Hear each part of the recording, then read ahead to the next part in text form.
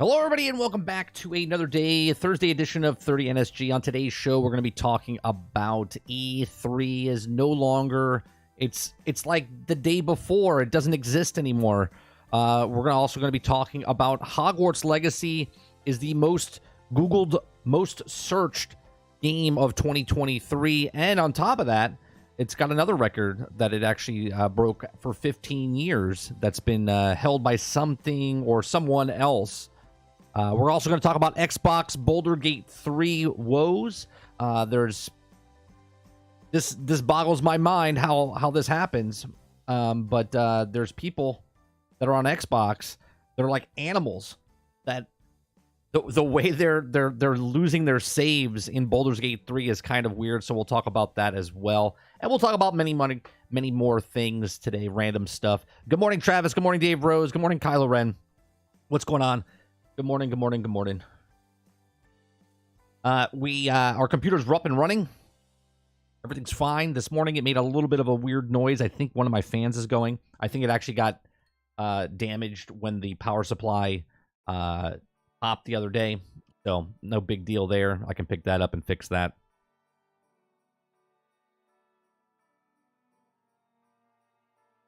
So, all right, let's start off. Let's start off with the first topic. Comes from Tech4 Gamers. Hogwarts Legacy, Google's most searched game of 2023. And I always love the people that this year were like, nobody cares. Nobody cares about Hogwarts Legacy. This is why it didn't get nominated for the Game Awards. Like, just nobody cares. It's just a subpar game. Regardless if it's subpar or regardless because of the what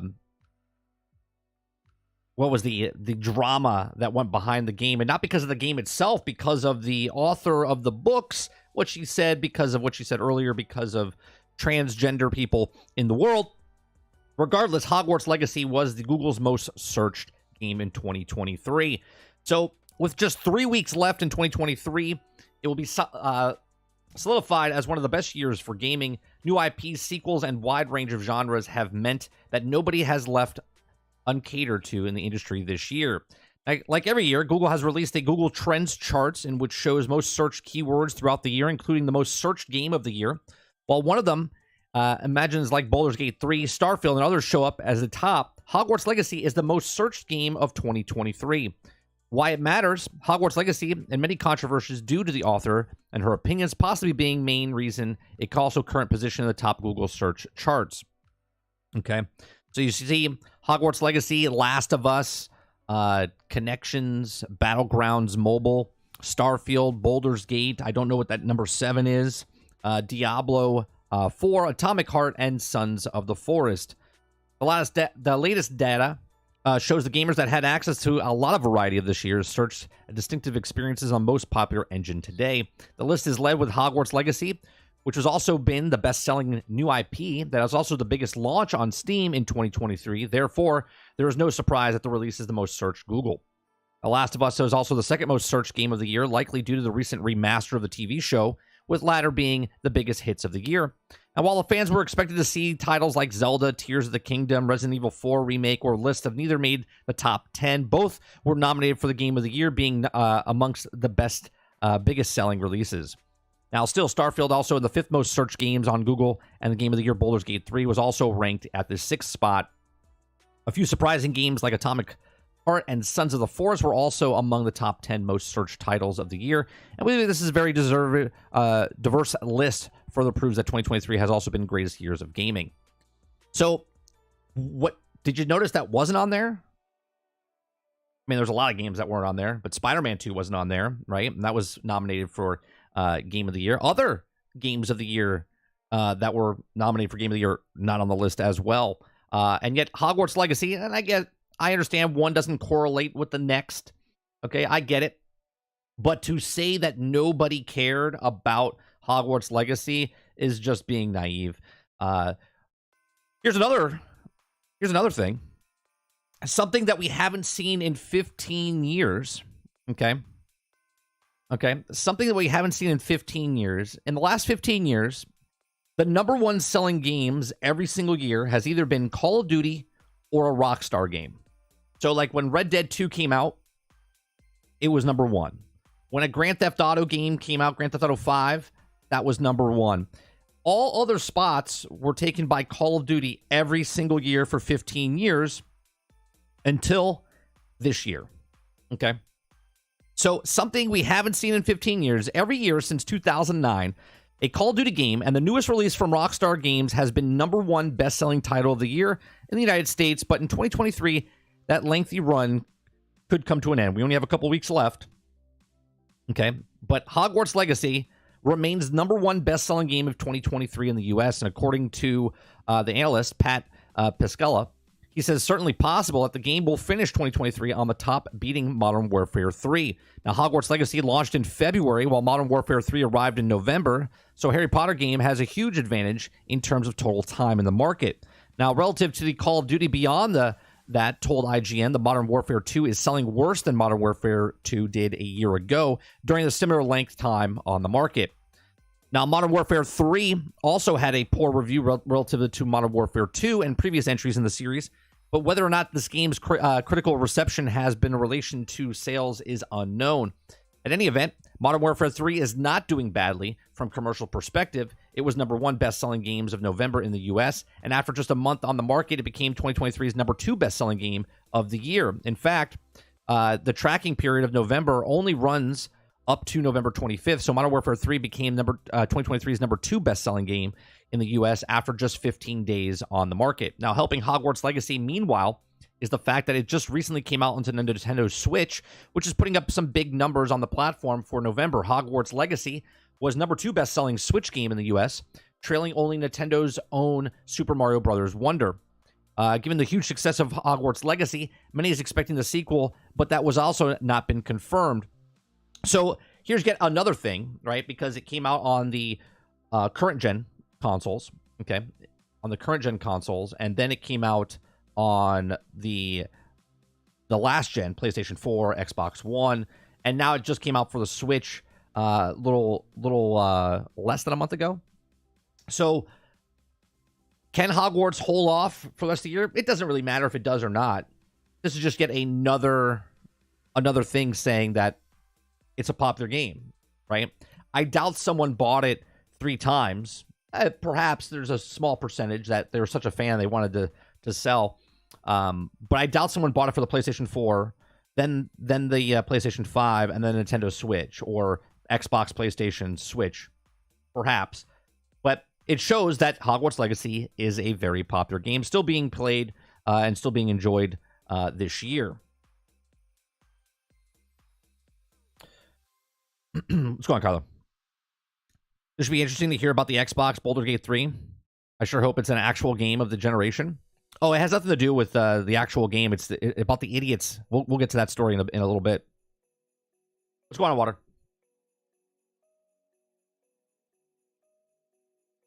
Isn't it out on Xbox? Yeah, it came out on Xbox the night of the Video Game Award show.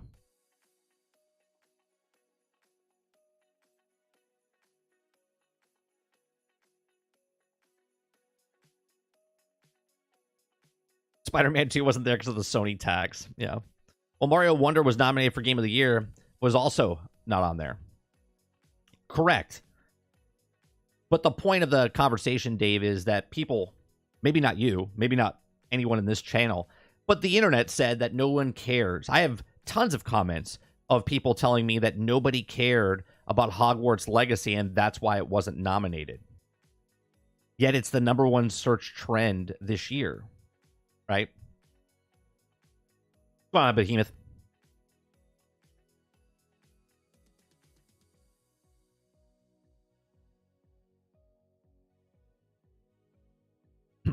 Haven't finished. Well, here's another thing. You know why Mario Wonder and Zelda aren't on the trending charts? Because most of the people that play those games don't own or operate a PC to search on Google because they're underage. Because Nintendo's fan base, like 80% of them is under the age of, like, I don't know, 10. I would assume that's one of the reasons, right? Sure, people search for Wonder to be like, what is Mario Wonder? what does my son want or daughter want for the Nintendo Switch? But other than that, I don't think a lot of people are searching for Nintendo games.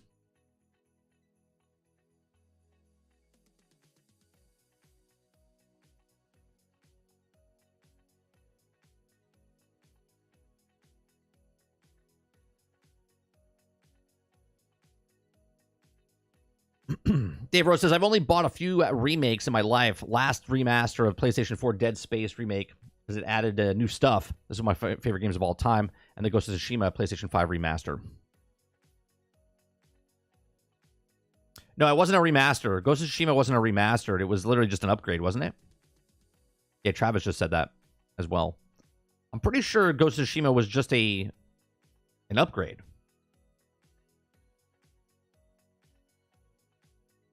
Correct. Everyone plays Nintendo, Dave, but most people that play Nintendo are not searching for stuff about Nintendo.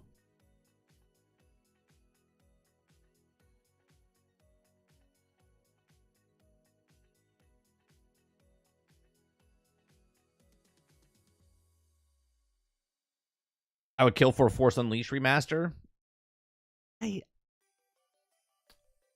I just don't like remasters. I'm sorry, remakes. Remasters I'm okay with. If you upgrade something and remaster it and give it a nice little shine, I'm okay. If it's a remake, no thank you. Like if you upgrade the graphics, cool.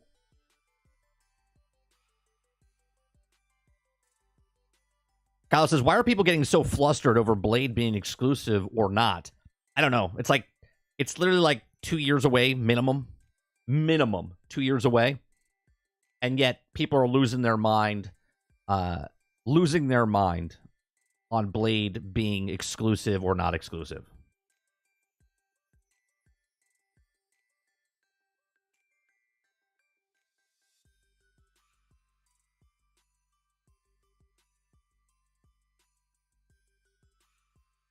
Let me see. Let's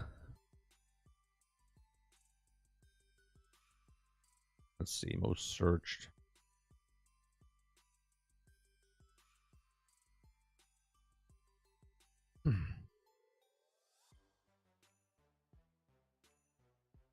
Here's last year's games of the year, right? Last year's top search of games of 2021. Where's 2022? Do we have 2022? Yeah. 2022 last year was Minecraft, Solitaire, Free Fire, Among Us, Genshin Impact, PUBG Mobile, League of Legends, Brawl Stars, Subway Surfers, I don't even know what the hell that is, Pokemon Go, Knives Out. Is that even top search games? Was Knives Out a video game? Oh, it was a mobile game, wasn't it? Might have been like a Netflix thing. Most of the games that were not searched here were mobile. Right? And then in 2021, it was FIFA, New World, Resident Evil Village, Far Cry, Pokemon, Battlefield 2042, It Takes Two, Outriders, Back for Blood, and PUBG. Now, do you notice the list here? And do you notice the list here? How many there's Metroid Dread at the bottom of the list. Not very many Nintendo games on this list.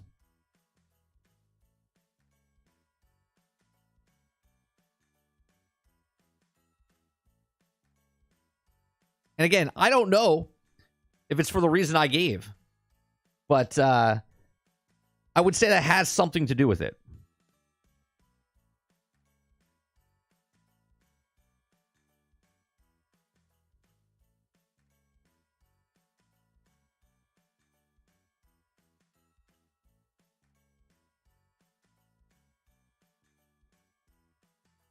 I guess the Xbox guy, I could care less if it's an exclusive or not. Here's the thing: regardless if it's Xbox or not, if I want to play it, I'll go buy the system it's on. I know it's crazy. I know it's crazy, right? Nothing happens right now. Like, I'm not playing Spider-Man 2. I'm looking forward to playing Spider-Man 2, but nothing happens if I don't play Spider-Man 2 right now. Nothing's happening if I don't play God of War, the sequel of God of War Ragnarok, right? Like, nothing happens. I just don't play the games right now. And the best part is, when I do buy it, it'll be cheaper.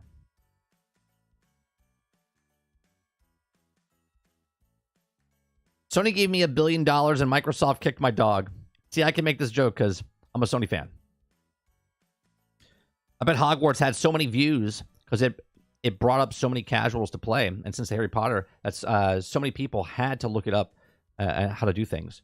Sure. I think a lot of the stuff, though, for the game, just like Last of Us was popular last year. It didn't come out last year. But the show came out last year, so it's associated with it. So Last of Us was searched number 2. And I would assume it's because of the show, not because of the game. Reese says, because when Blade trailer launched, ponies were hyped and saying, rip Xbox. And then they realized from Xbox, so now they got to act like multiplat to save face. Right. Right. People losing their shit over... Let me see if I can find one.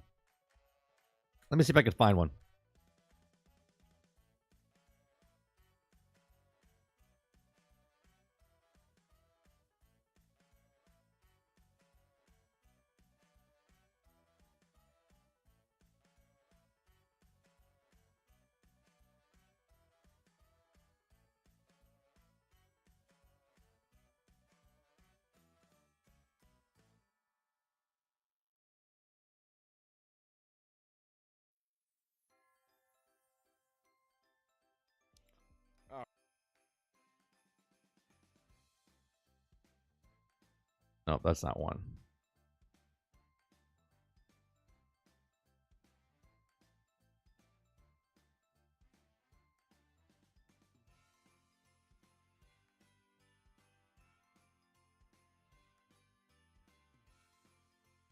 I'm trying to find any kind of shorts or whatever.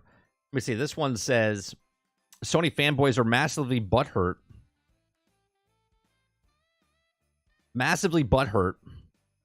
Blade is most likely an Xbox exclusive game, but do they show the people losing it? I don't want to watch this video. I just want to. I want like a short. There's so many people that turned on a dime. They were like, in your face, Xbox. Suck it. Marvel's coming out with Blade. And then they're like, it's for Xbox. And they're like, what? Fuck, it's going to suck. It's going to suck. Like, hold up, bro. Weren't you just saying that it was going to be an amazing game and suck at Xbox? But now that Xbox has it and it might not be on PlayStation, it's going to suck? Like, do you understand the problem mentally that is? Behemoth says, or play it on PC. Right. I'll just wait for it to come on PC or get a PlayStation.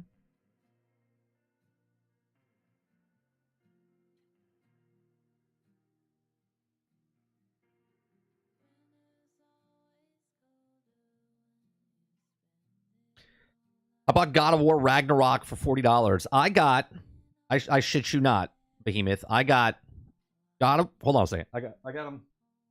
Oh, right here.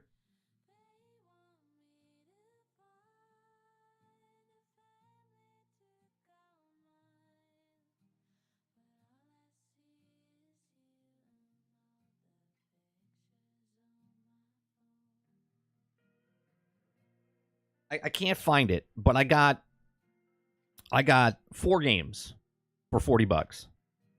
4 games for $40. Back a couple years ago, right, when I had the PlayStation 4, because I got PlayStation 4 later in the cycle. It was like I think it was like 2018, 2019. I forget what it was. And I got the show. I got Horizon Zero Dawn. I got The Last of Us Remastered. And I got God of War. All of those games, $40.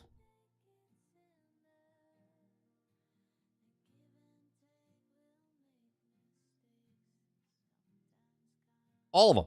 All those games, $40.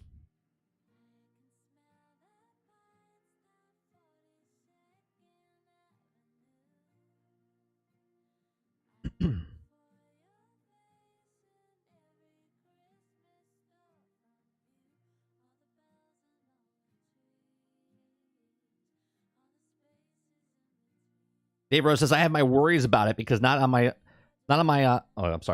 because I'm a Sony guy, but I never like Arcane game, and they already did Vampire Killing Game, and we've seen that mess. True, but that's a multiplayer game. Now, they're known for their single player games. Now, I'll be honest, I'm not a big fan of Arcane myself. Never really got into Dishonored, never got into any of the games that they've created, right?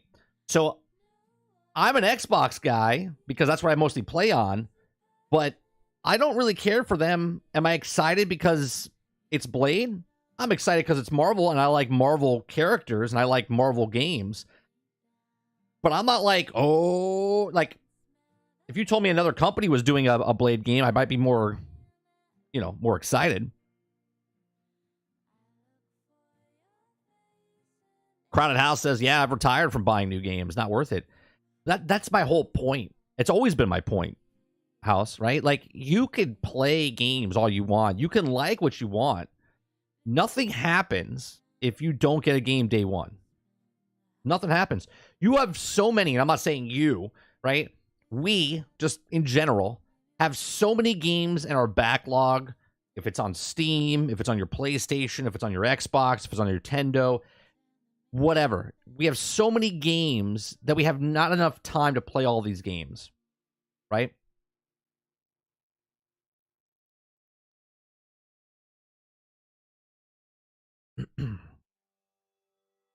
Don't get me started on Prey. Different studio made Redfall? No, well, it's still Arcane. There's two studios. There's Arcane Studio and there's Arcane. I forget what the other one's called.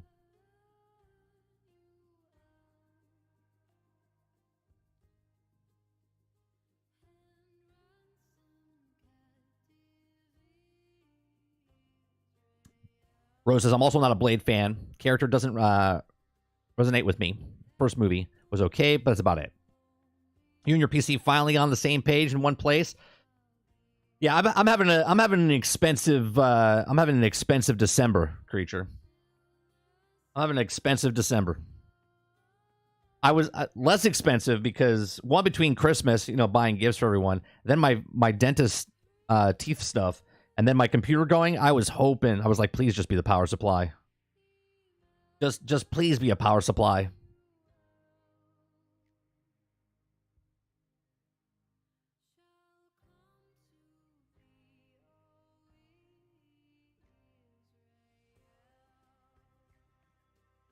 Yeah, it was only a power supply.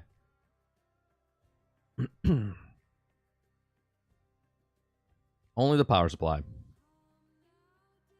Go on, Ford. So the other night we were streaming Division, and Division was fine because it was on my Xbox. But all of a sudden, around 2 hours in, it's like a little past 2 hours, I think it was, just past 10, all of a sudden, I heard, "Pah!" a big pop, and I was like, that was it. That was the end of the stream. You guys didn't get to see my reaction. I was like, what the was that? And then I looked, and I was like, my computer sleep? What happened? And then I looked, and then I was like, oh boy. I was like, I think it's the power supply. I did a diagnosis myself, and I was like, yeah, I think it is. Then I brought it to a person yesterday to make sure,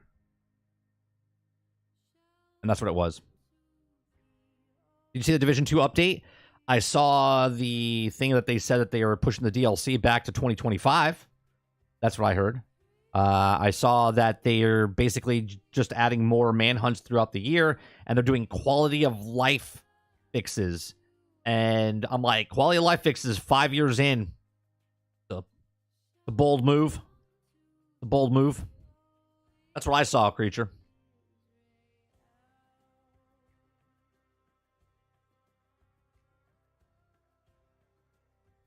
The quality of life are pretty impressive, though. I mean, you look at the game half empty, I look at it, or you look at it half full, I look at it half empty, right? The fact that the quality of life 5 years in, and the reason that they're postponing the DLC is to do the quality of life, that's more alarming to me. But hey, that's just me.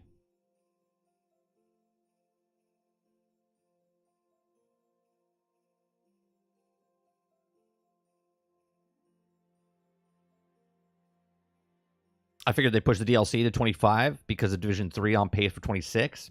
Perhaps. But, like, there's really nothing going on in Division. Like, we're playing the manhunts, but I'm enjoying playing the game. I enjoy playing the game, but I'm not enjoying playing the content. Does that make sense? Like, it's the same stuff.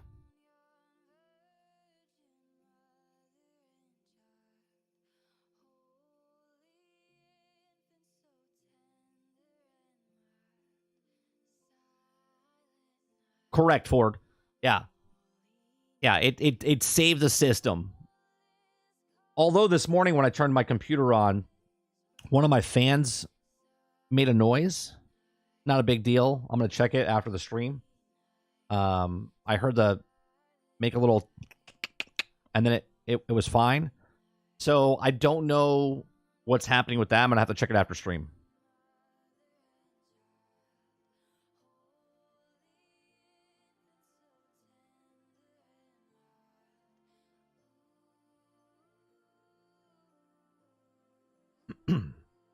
Yeah, I still play. I'm playing Division 2 5 years after it came out. You know what I mean? I still enjoy it.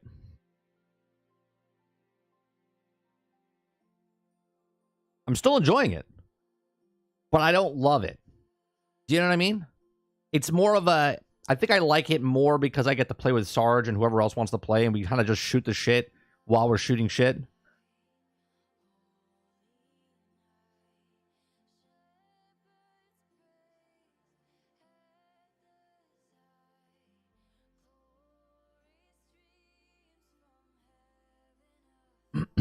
Eclipse says, I got into the Skull and Bones closed beta. Oh, I'm so sorry. My condolences.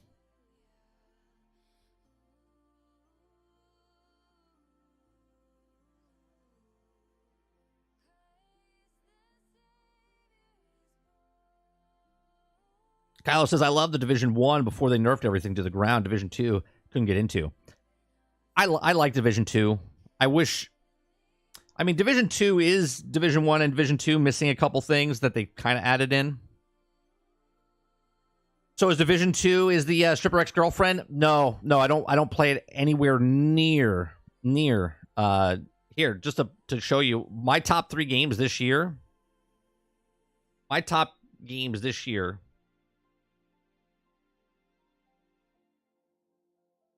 Right? My top games this year, I played 1,000 hours, 393 hours of games this year. That's it, right? I'm in the top 5% of players. You're in the top 5% of players for hours played. You're in the top 5% of players for gamer score, and you're in the top 5% of players achievement unlocked, right?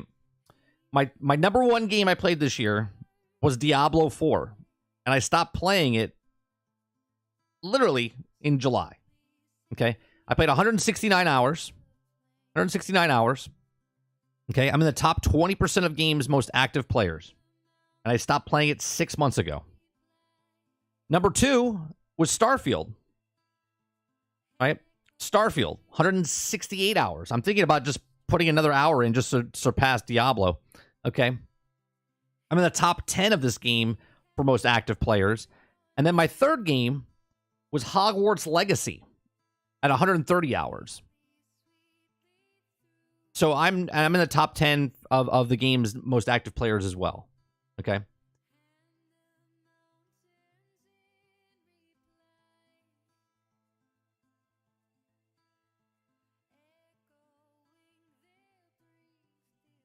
I posted that in Discord so you guys can look at it.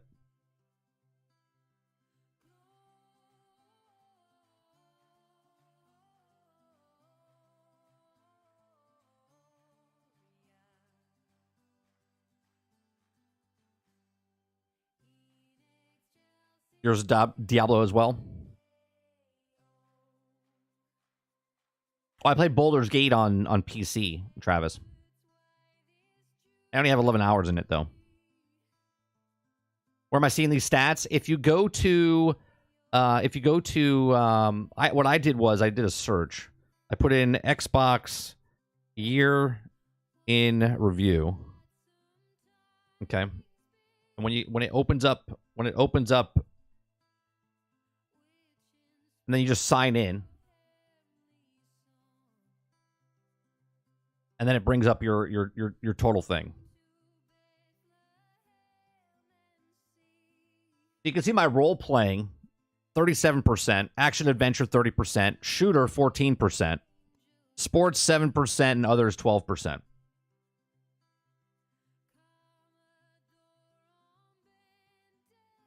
Yeah, top gameplay month was June, and that's when Diablo came out.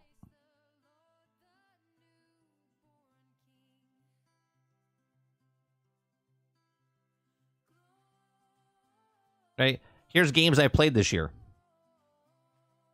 Here's all the games I played this year as I scroll by the bottom here.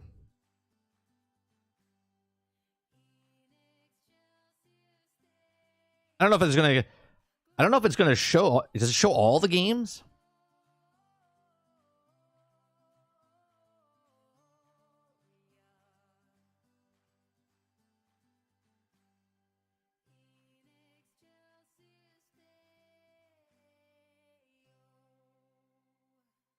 I guess it's gonna show all the games.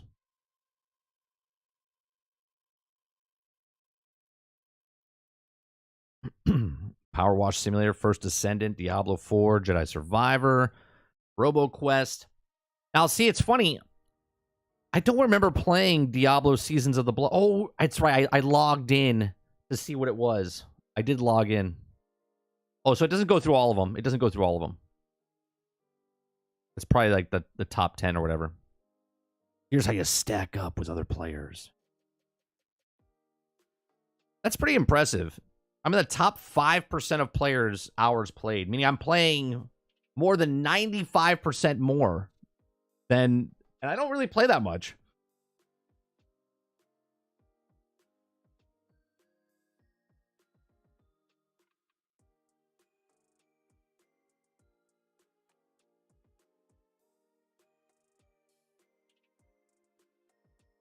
What is this rare achievement unlocked? Sightseer, you've unlocked June 28th of 2023, and only less than 10% of players unlock this. What is that? What is this achievement? You've unlocked this on September 18th. Only 5.42% of players unlock this. Thirst for knowledge. I don't even know what that is. And then Savvy Spender. You've unlocked on February 16th. Only 4.24% of players unlock this.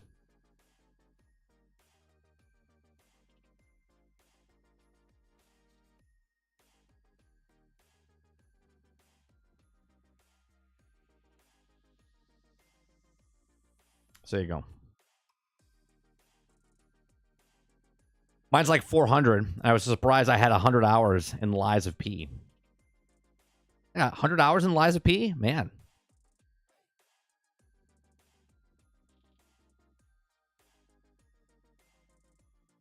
I had a little over 1,100 hours in my PlayStation 5. Most played games and were God of War, Ragnarok, Jedi Survivor, both with a little over 90 hours. I forget what I had for, you know what? Can I look? Can I look at my games?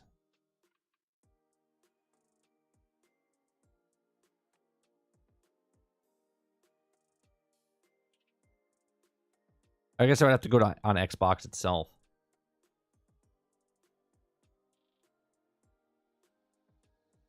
My Xbox?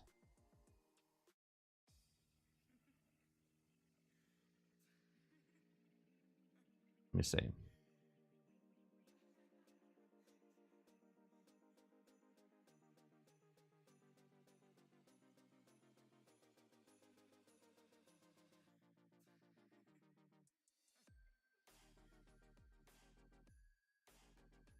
Savvy Spender is a Jedi Survivor trophy. Well, it's also Hogwarts Legacy.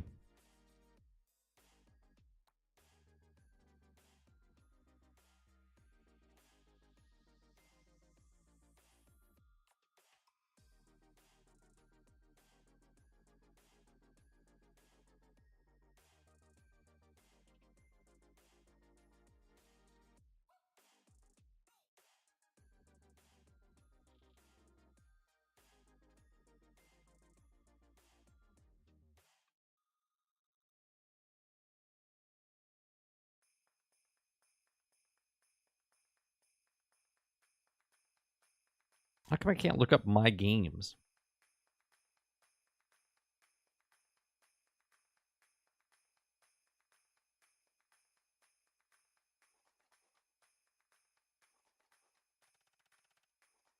Hmm.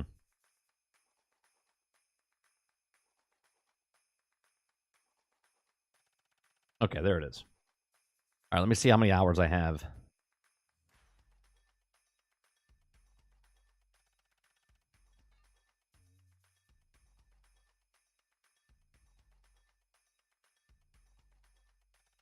Man, I played a lot of games this year.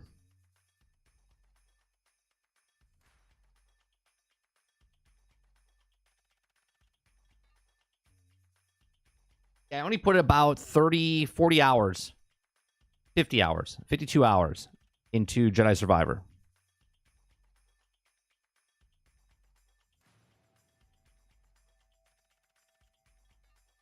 $456 is total, puts me in the top 10% overall.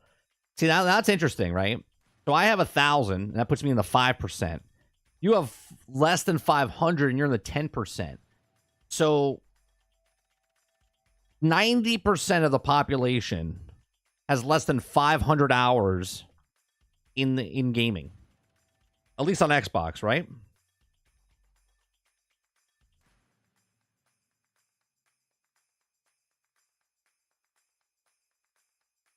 That's only an hour and 40 minutes a day. An hour and 40 minutes a day. Right? Because if I put 500 hours, I divide that by 356? Oh, 352. I'm okay.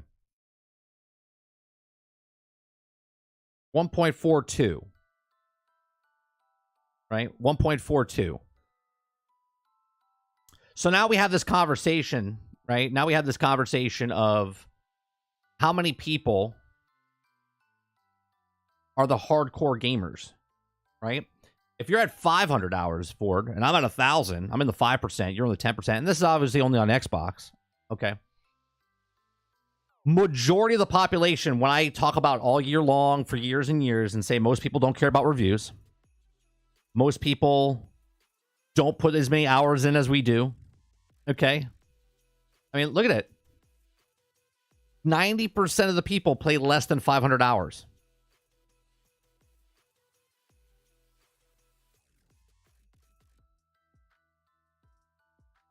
How many hours do you have, Travis? If you're in the top 5%, how many hours does it say that you have on your PC, or I'm sorry, on your PlayStation?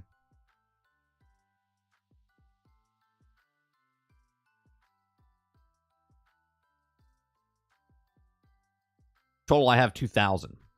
So I would like to know what the low figure is, that 5%.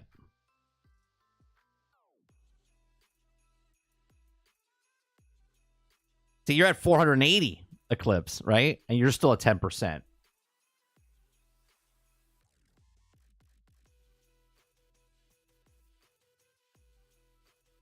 So I wonder what the...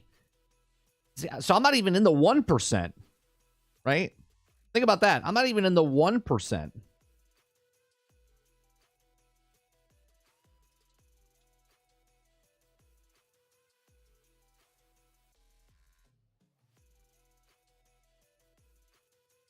Yeah, I want to know. That would be interesting to know, Eclipse, because if you don't play it a lot.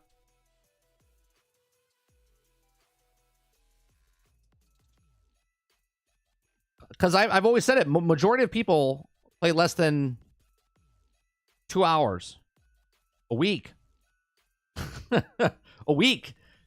I'm averaging it out as 2 hours a day, almost 20 minutes less than 2 hours a day, based off of just Ford's number.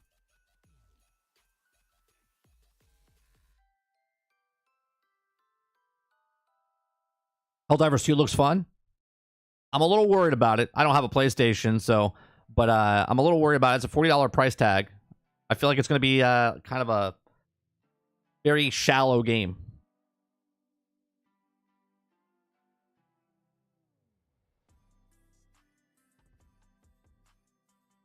Well, let's see. If Mo comes into stream, he plays the most. I think one of the most.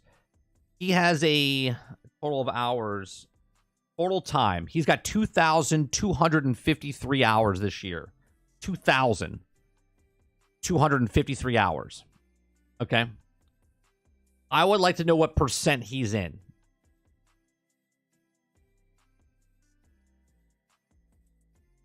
So with Starship Troopers, you enjoyed it, didn't you? Me enjoying it and saying it's shallow, that's also an early access, right? It's not a complete game. I played it. I enjoyed it. I think I have 15 hours in. Sure. But it's still a shallow game.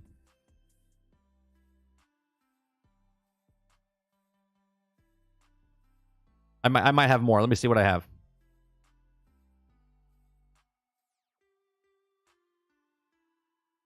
But is shallow and bad the same thing? Didn't say that. Did I say in any way, shape, or form, did I say that Helldivers was going to be bad? Did I say that?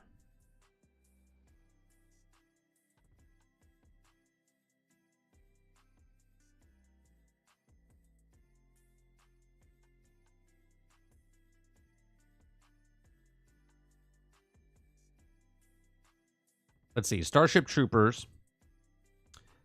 I have 19.4 hours.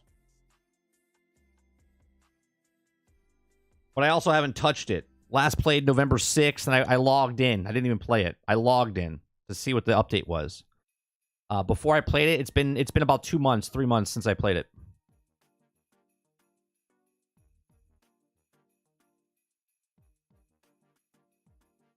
But is shallow and bad the same thing? It could be. Shallow and bad could be the same thing.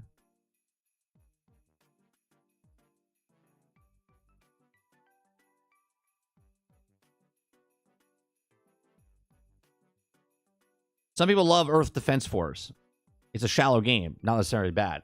Correct, right? I didn't say Helldivers was going to be a bad game. All I said was I'm a little worried about it because it might be a shallow game, is what I said. In no way, shape, or form did I say shallow equals bad.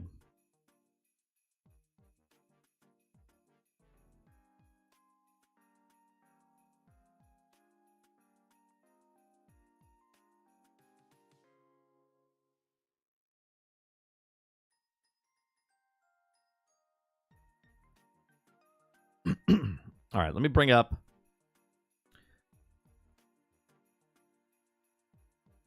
I know people who say Suicide Squad looks shallow, and I'm like, I mean, it could be shallow. I mean, think about it, Travis. From what you saw, what do we know? What do we know about the game of Suicide Squads?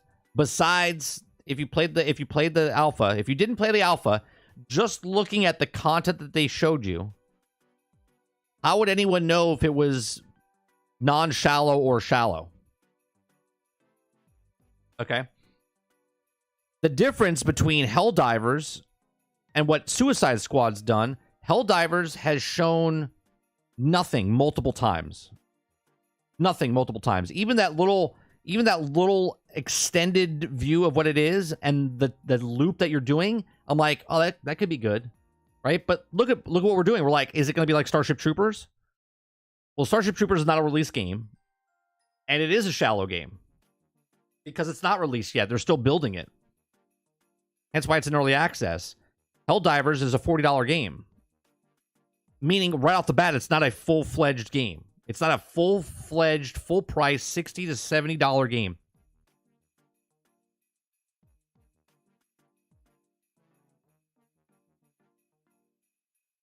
right? So what's the loop? And it's a live service game, right? So now you're looking at Suicide Squad live service game is charging $70, but they also have the IP tax. Okay. They got to pay extra for that IP. Where Helldivers is a sequel to a game that's 13, 15 years old. Not super popular. And it's something that Sony wants to put out there for their live service. So what's the loop?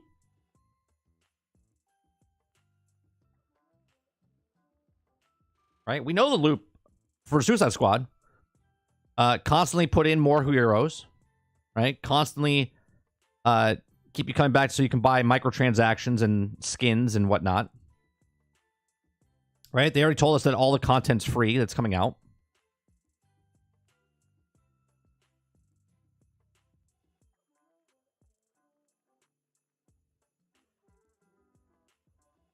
Remnant 2 was only $50, but it was also good, if not better than some of the $70 games. That's not what I'm saying. Baldur's Gate 3 is the same price as any other game, and it blows every other game out of the water for the amount of content that's in Baldur's Gate. So should all games now be discounted because Baldur's Gate 3 is the actual worth $70?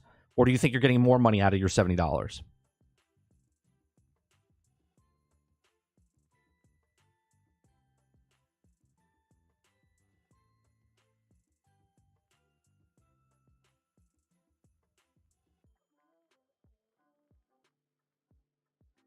You're taking the price of something and valuing it as, well, this is this and it's still good. All I'm saying is when a game comes out at less than full price, there's something missing from that cycle. There's something missing from it. It's not an independent studio. It's a bigger studio making the game. Like there's tons and thousands of games that are $30, right? And they're fantastic games. This is a bigger studio making a game and they're pricing it at $40.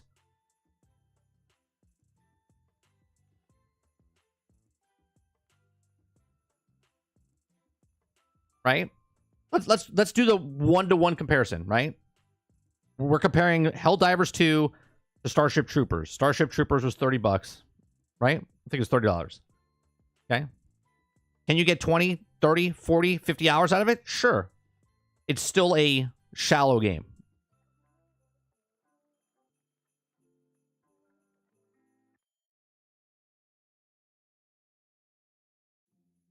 Charging $70 for an 8-minute campaign is insane. Well, it's 3 or 4 hour campaign if you're talking about Call of Duty. And Call of Duty, you're playing Warzone and all the other different game modes inside there, and you're definitely going to get your money's worth if you like that type of game.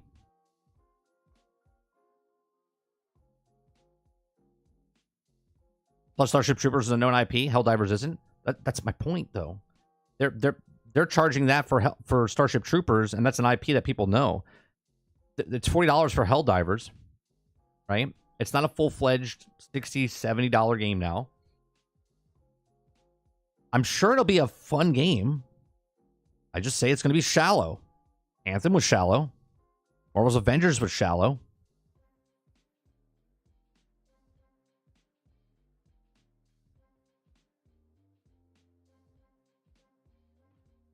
All right, on my PlayStation, it says I played 494 hours, but it doesn't say how much is the percent-wise. It just says I played 90% of my PlayStation 5 playing games.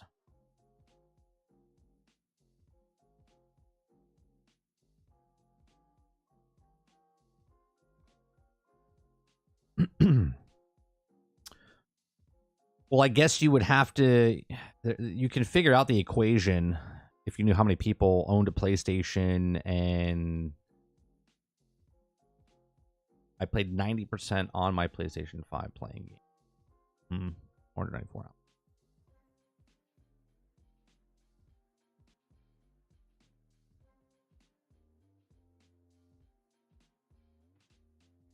Ultimate Alliance was shallow in gameplay, but story made up for it.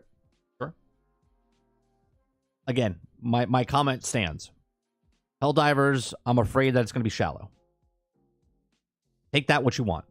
If you think I'm saying it's a bad game in any way, shape, or form, that's on you guys.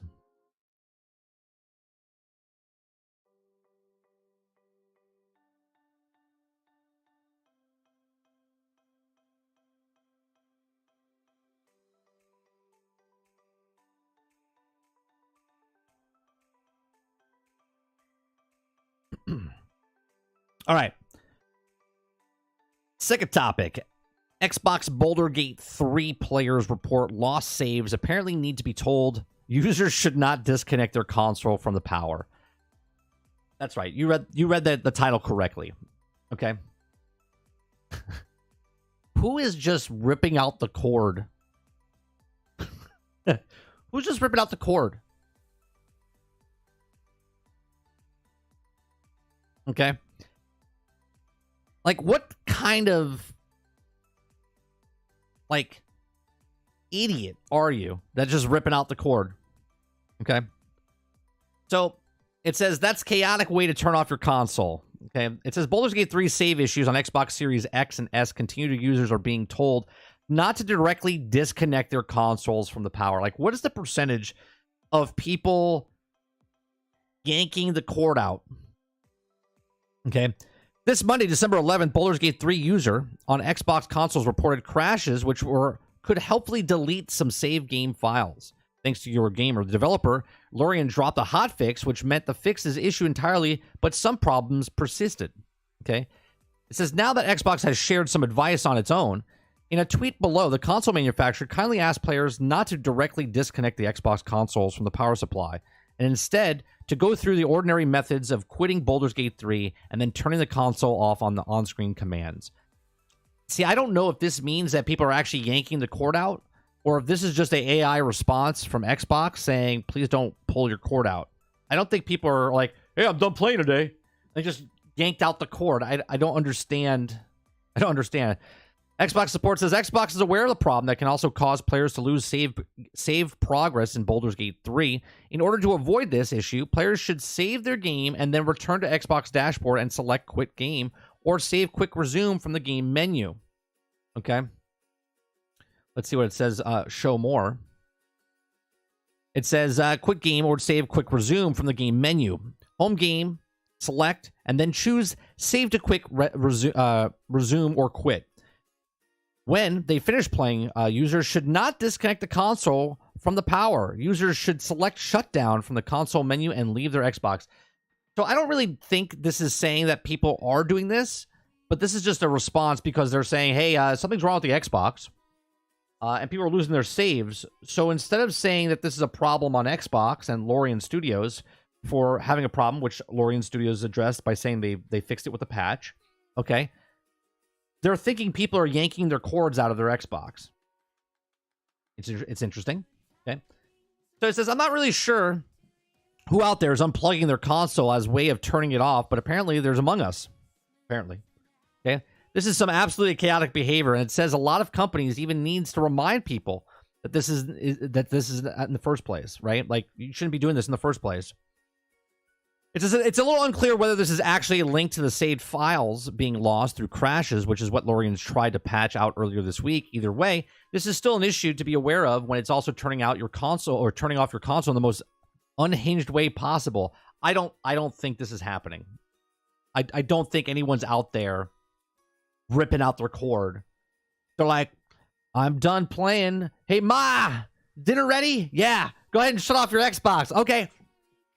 And they yank their cord out. I don't think this is happening. I don't think this is happening. It says, I always quit the games I'm playing. This workaround does prevent lost save files in Baldur's Gate 3, writes on Twitter. Users in response, the workaround, like the patch from Lorien Studios, may not have entirely eliminated the issue where save files up and vanish. It says, I can't open the game, stuck in the sync data in Baldur's Gate 3. Another user reports it's hard to grasp on how widespread this issue is amongst Baldur's Gate 3 players on Xbox. But with no massive alarm sound, I wager that it's relatively rare. But considering how long Baldur's Gate 3 is, it should be a pretty big problem for those who run into it. Yeah, this is a problem, right? And if Lorien Studios has an issue where they're losing saves, and we heard this, people were losing saves on the PC, people were losing saves on PlayStation, and now here it is on Xbox, and they're losing saves on Xbox as well. I don't think people are yanking their cord out. Although it is pretty funny to think about it, though. Main event, Ron Schlusher says, Game Pass, best value in gaming. Travis says, you got to remind some people that they need to blink 30. Hey, Blank. Blank. Oh, what? Yeah. Looks like it's time for another Tide Pod challenge. What's going on, brain? All right, that's just nuts. Must be a bunch of tweakers. Yeah, I don't think it's happening. I don't think it's happening. Maybe in a scenario, you have like a son, a daughter. You're a chaotic person. You have your Xbox pulled away from your television set. You got the power cord hanging out in the middle of the road. Your kids are running back and forth. They're playing with the dog in the house, and they trip and they yank the cord out. And the guy's like, "Oh, I just lost my save." I can believe that, right? I can believe that someone was like, a toddler walked up and grabbed it and yanked it out and was like, ha ha ha. Like, I can believe that. But I can't believe that grown-ass people are walking up to their console and just yanking the cord out of the back of the console or out of the wall. I can't imagine that. I can't. But here we are.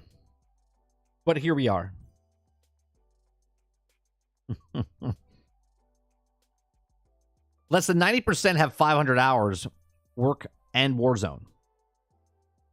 Yeah, Soya. My conversation before about, I always say that majority of the population on planet Earth plays less than 4 to 6 hours a week, right? 4 to 6 hours a week. Okay, most people don't play every day, and they average 2 to 6 hours a week. And us here are like, no way. There's no way, right? This is why I say most people don't care about reviews. Most people don't care about most of these things that we here on YouTube bitch about and complain about, because they don't even put that much time in. Are people used to autosave and they just shutting down the console without making sure it saves first? No, you could do that and it still saves. They're yanking. Because if you disconnect the power, it doesn't save, right? It's not people just shutting off, because you can quick resume. You could do a quick resume. It stores it, right? So even if you don't save, but you do a quick resume, it'll just turn back on where you were.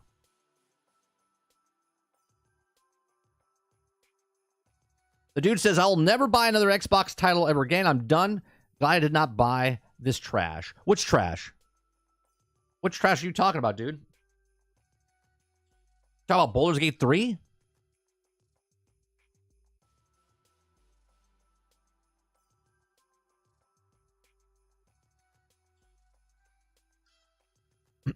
Once Human pretty much had to make it close beta because it got 7 times more people than expected. Expected 20,000 people to join the server. That's awesome to hear. I cannot get on Eclipse. I cannot get onto that game. I went through the survey. I did the whole stuff. I did some research. I think they're inviting people now. Even though on their site it said 20,000. They're like, yeah, sure, come on in. Somebody somewhere shut down something because I can't get in. I can't play it.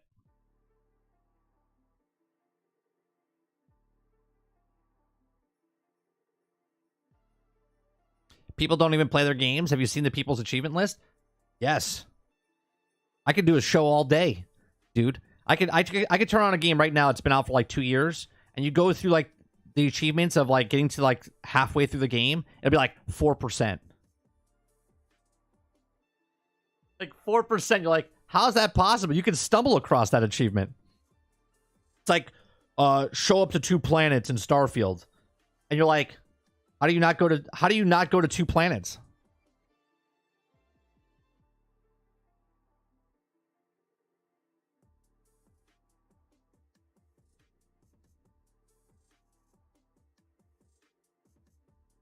They can't even launch the game of a year without effing it up. But that's not on Xbox. That's on Lorien Studios. They had save problems on PC. They had save issues on PlayStation. Now they have save issues on Xbox. How do you know if something has a leak if you haven't tested it yet, right? If I put a gutter system up and it starts to rain, but the rain's falling through the gutter and not catching in the gutter, how would I know the gutter's broke until it rains? You wouldn't. Right? So they're finding it, and again, in the article, it says it's very rare. It's not a mass widespread of someone losing their saves. And they patched it already.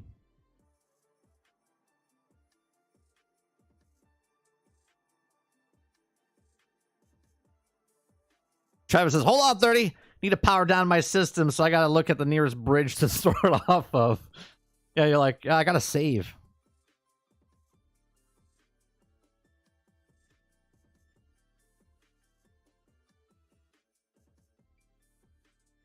I told you the achievement list is in the games is broke. It can't be telling the truth. No, Sarge. Most people don't complete games. You know what? I'm gonna turn on my Xbox right now. I'm gonna turn my Xbox on right now. We're gonna go achievement hunting right now. We're gonna look at the achievement list of some popular ass games. Okay.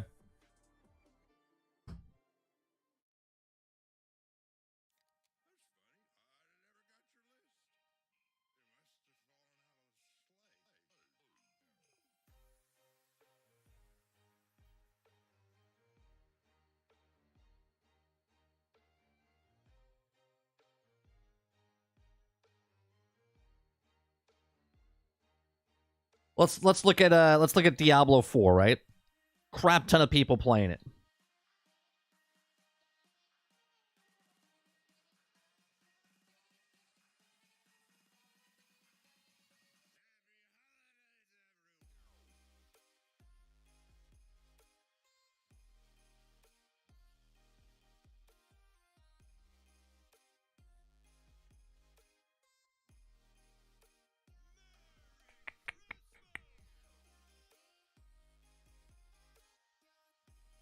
Or do I not have it?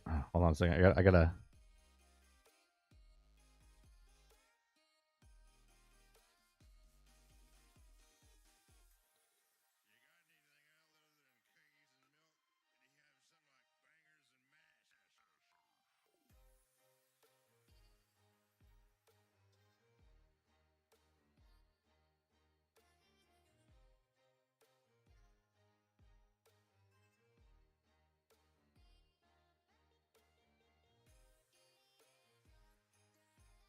Okay.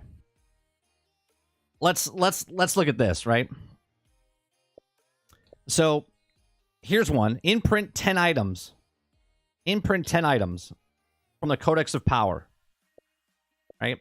I did this back in June 29th, and only 19.11 people have done this. Right? Explore all of this area. Okay? 9.81% of people got this achievement.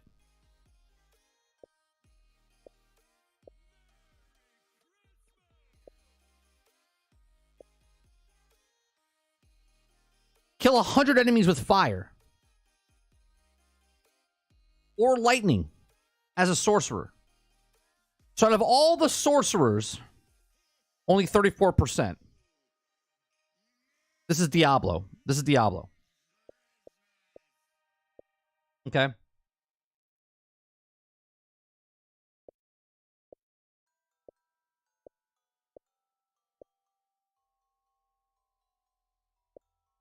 Kill 50 enemies in werebear form.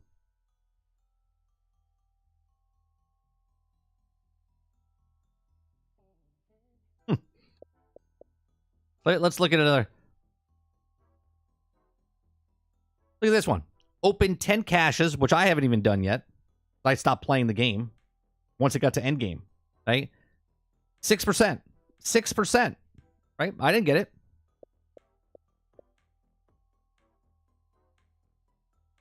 Right? Upgrade your heal potions to max tier. I didn't do that. 7%. Only 7%. I have 168 hours in the game.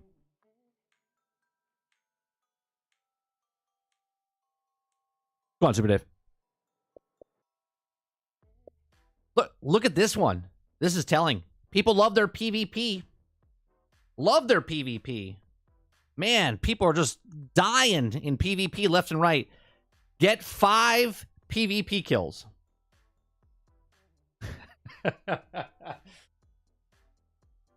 4.29%. 4.29% to get 5 PvP kills.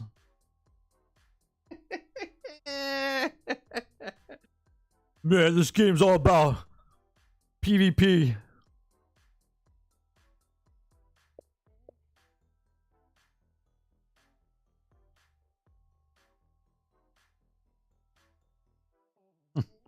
Right? Here's one. To reach level 100. I haven't done it. I stopped at, I think I'm at 82. I think I'm at 82. Maybe I'm 86. I forget what I want. Right? This is how many people cared. 4.98% of people got to one character at 100. And only 2%, 2.69% of people beat Uber Lilith. Now that's these are hardcore ones over here, right?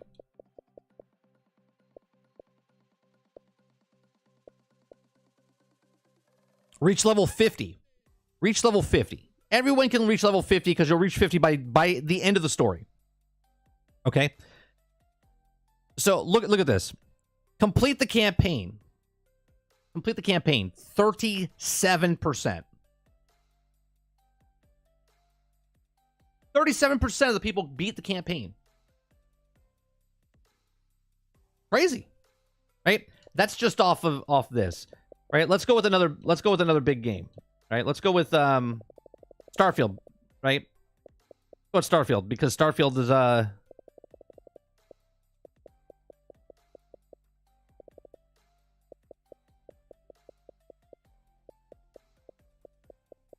let's see how many people didn't go to like a second planet or whatever.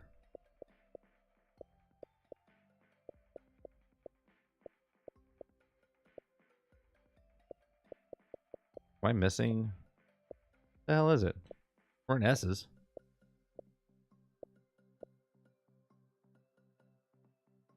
Okay. Oh, you know why? I don't own it. I don't own it.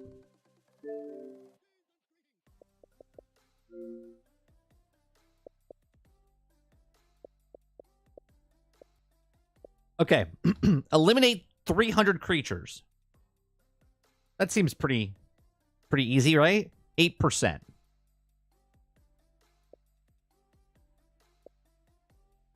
Reach level 50. 6%.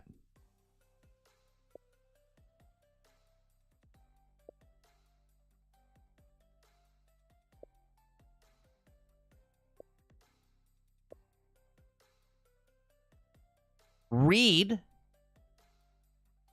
right? Read 20 skilled magazines. Which is just exploring and finding the magazines. 20 of them, which is not very hard to do. 5.42%.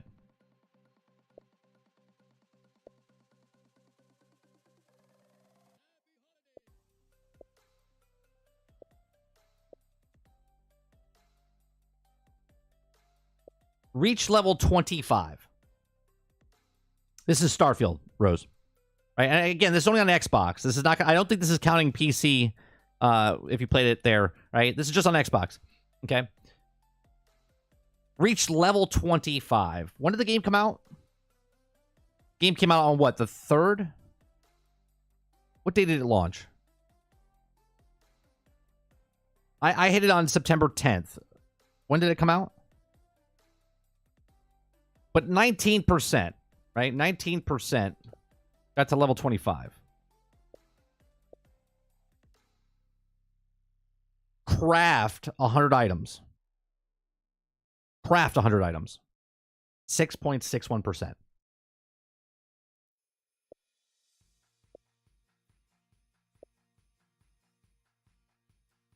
This one's mind-boggling.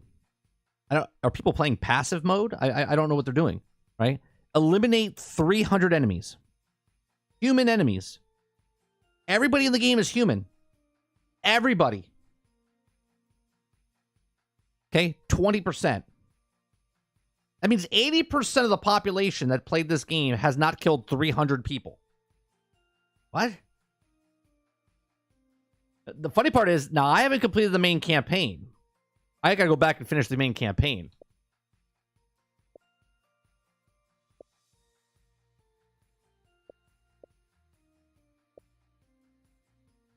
Only a quarter of the population made an outpost.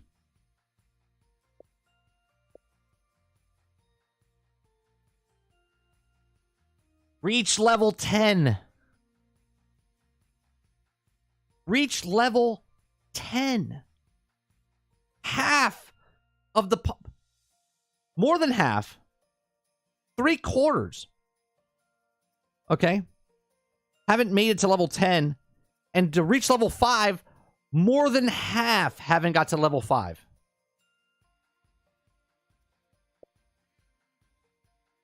I turned the game on and hit level 5. I say, why buy a game if you're not going to play it and finish it? People can do what? See, now I haven't finished the main story, dude, but I also put 168 hours, 167 hours into it. But I've done all the side campaigns. I just haven't done the main campaign. How do you not hit level 5? Level 5.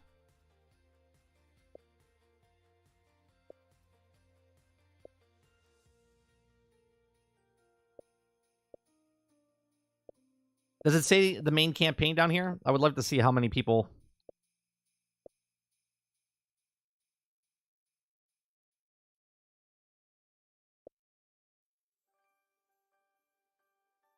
There's 1,000 planets in the game. 1,000 planets. Now remember, I said 100 would have been fine. Okay, I just actually said just our galaxy would have been fine. There's 1,000 planets, okay, and 4% of people landed on 100 of them.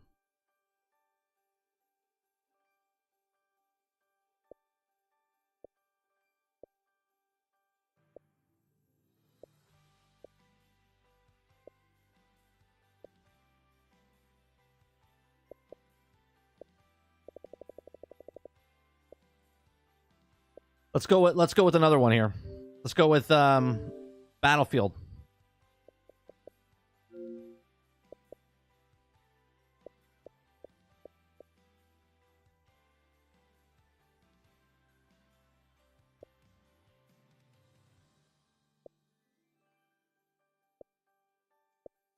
Killed 50 enemies with a vehicle. Right? 14%.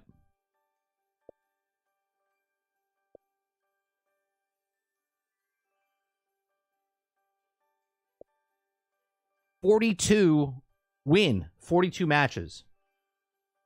Win 42 matches across all game modes. 11%. Are you telling me that there's a lot of losers out there? A lot of losers out there.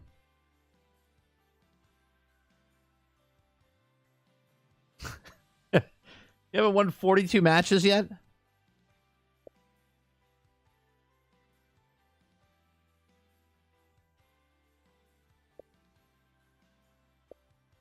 Resupply 50 teammates. You could do this in 2 matches.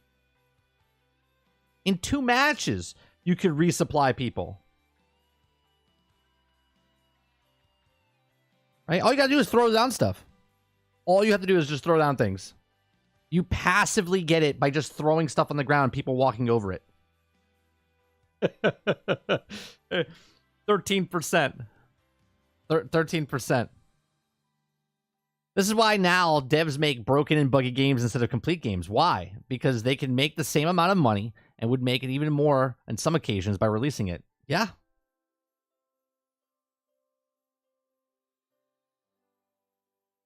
Right? Like, do you see some of these? It doesn't make any sense. Capture 100 objectives. This is why I yell at the screen. This is why I yell at the screen. Nobody goes and captures. Like, this is all you have to do. You can play 100 matches, and all you gotta do is run to the very first point, and you capture it, right? Every time you play. So let's say you play three matches a day. That's 3. Okay? It's been out for 18 months. 18 months. And they haven't got to 100 objectives.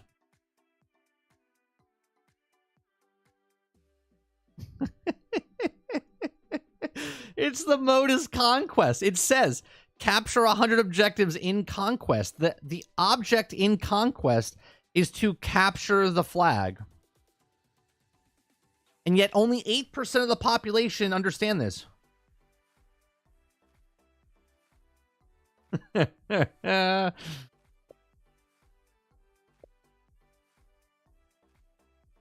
This is very surprising. There's a lot of people that must be sniping and they must be hitting nothing.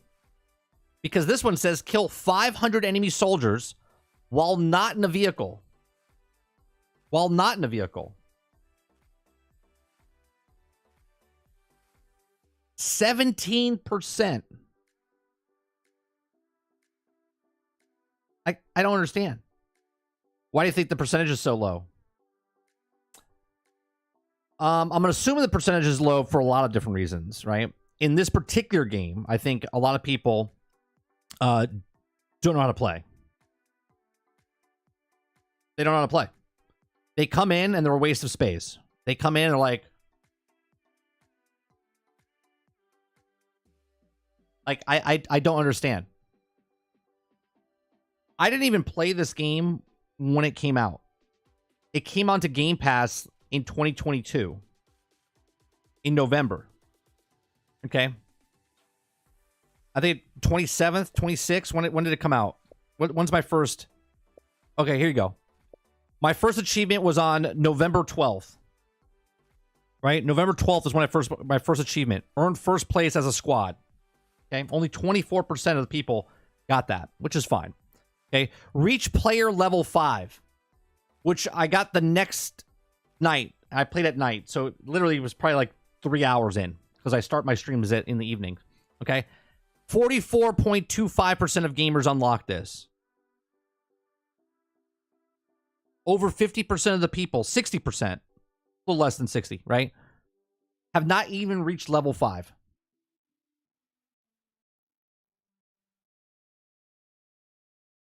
You could sneeze and get to level 5.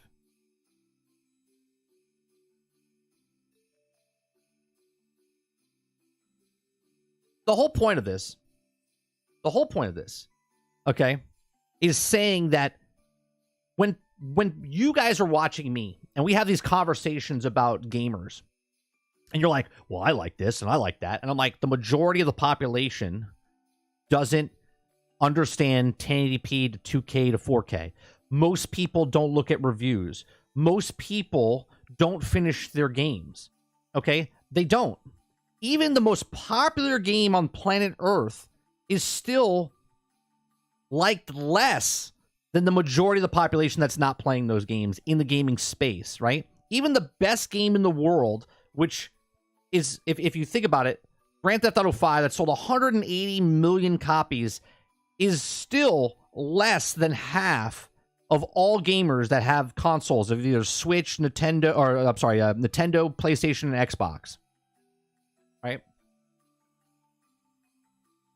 Right? So when I say that you are in the top percent watching something on YouTube, looking at content to find what a board is, or trying to find this thing, or watching streamers talk about stuff like this, you are literally in the top 10%. And the reason we're talking about this is from the Xbox review for your year, right? Or PlayStation. You can look at your stats and it says you're in the top 10, top 5%. I have 1,000 hours, a little over, what was it, 1,200 hours? I forget what it was.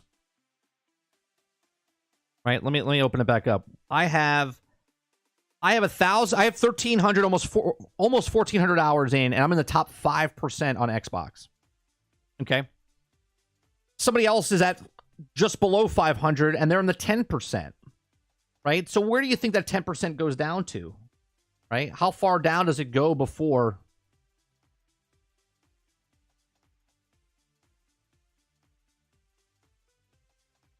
Most gamers are just ADHD.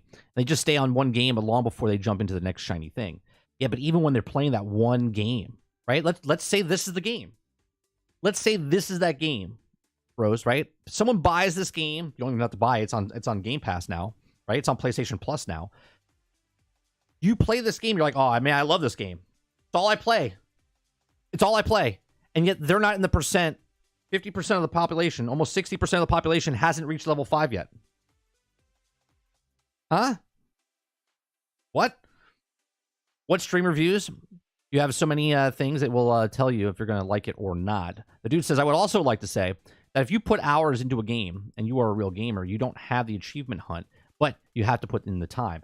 Correct. Like I put 168 hours into Starfield, but I still haven't finished the actual main story.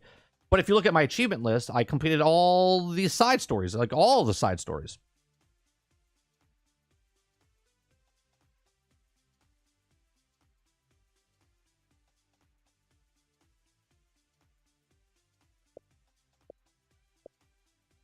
This is crazy to me.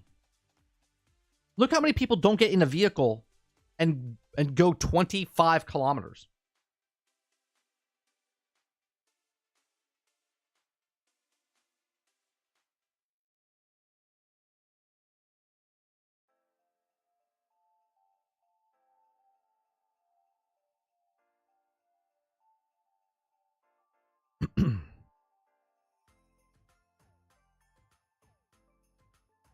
Like how is that? And the drop off from level 5, right? 44.25% of people that got to level 5, 27%, almost half of that, made it to level 15.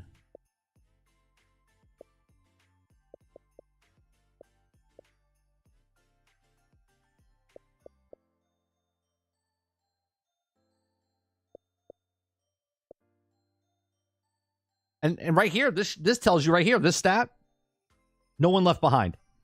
Revive 100 teammates. This is why half your teammates, more than half, 90% of the people that play this game do not revive their teammates. You could literally get 100 within, if your team really sucked and you were a good medic, you could probably get that in one game. One game. Right? If you're really good. Right? But if you're not good and you're just reviving people, that's all you're doing. Right? You're not getting in a vehicle. You're not shooting people. You're not capturing flags. You're just healing people. 90% of the people do not heal.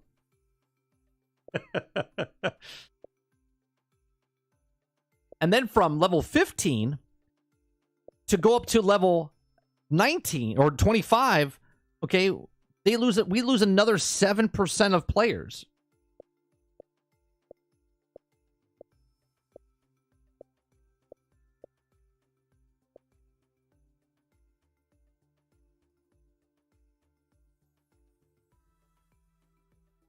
Apparently, God of War sales have picked back up because of the new roguelite game mode.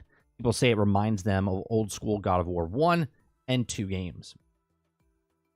Look, is anyone surprised that a roguelike that they put into the game is going to be bad? Like, everyone's like, oh, I didn't know what to expect.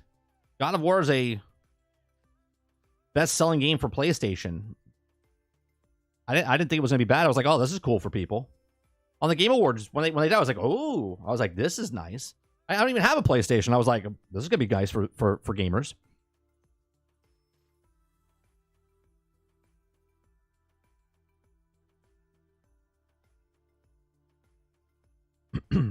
Is this 90% of the people who played it or like don't own Battlefield? I don't own Battlefield.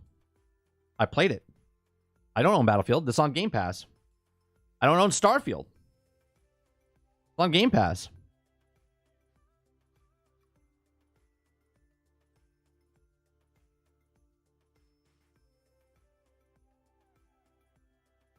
What's another super popular game? Here, Star Wars Battlefront 2 has been out for, what, 5 years? 6 years?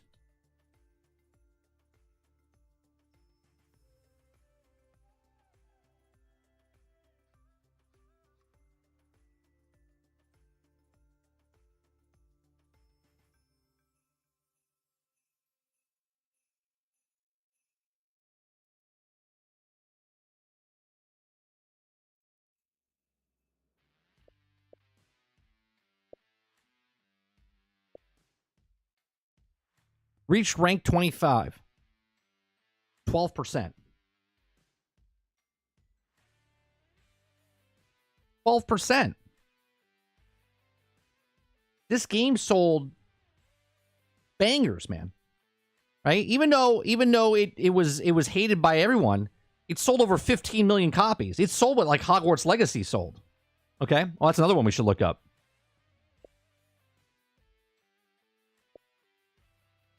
Look, half the people didn't even, more than half, 85% of the people did not complete the campaign.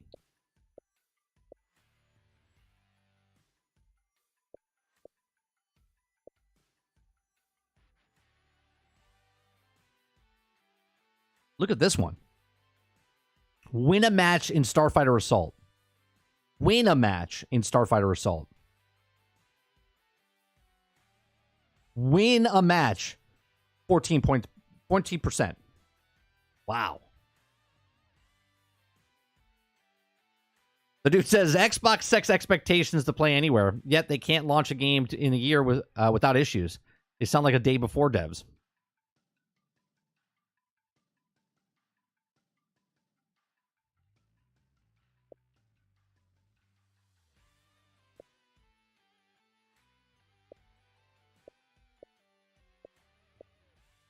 This is just story stuff here. 75% of the people didn't even play the story that bought the game.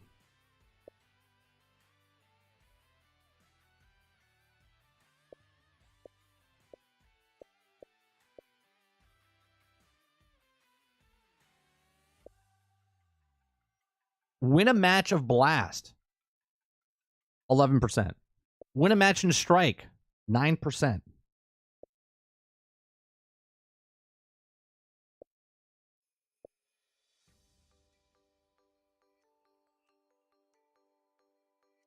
This is crazy, this one. Be the first one to defeat an enemy in a multiplayer match. So you're telling me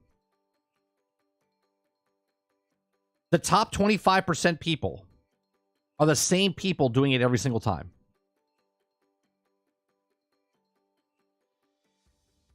25% are the only people doing it.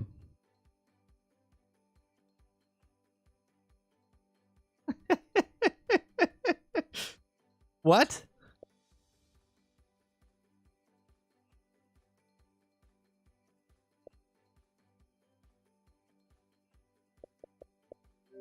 Here, this is the game that's the best seller this year, right?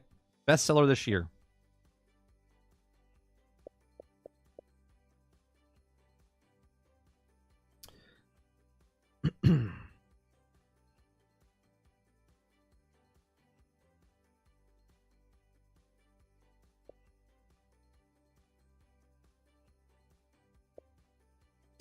Upgrade a piece of gear 3 times.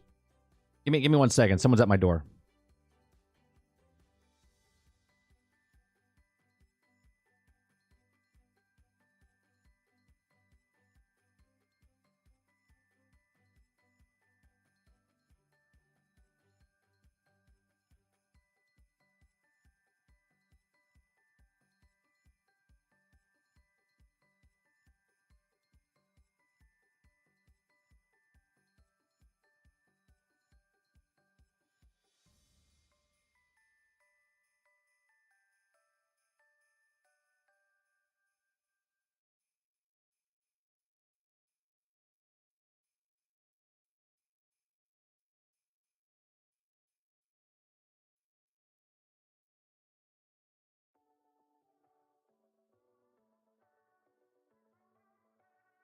Upgrade a piece of gear 3 times.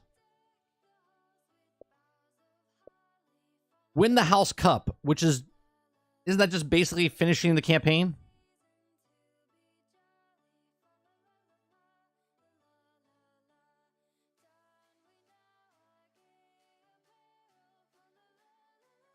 Well, dude, I think you're blowing it a little bit out of proportion. Truly. Because the problem with the game with saving, not to say it's not a problem, they say it's a super rare that it's happening, right? And it has nothing to do with Xbox. It happened on PC, it happened on PlayStation, and now it's happening on Xbox.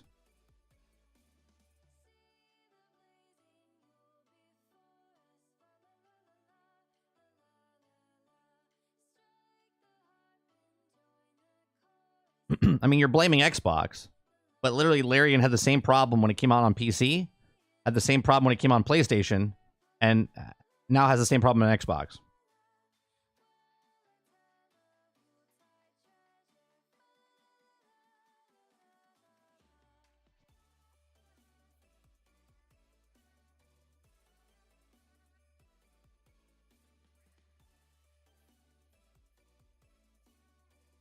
You blame them both?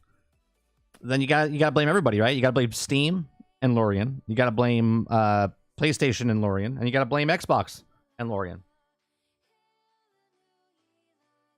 It's not an Xbox thing.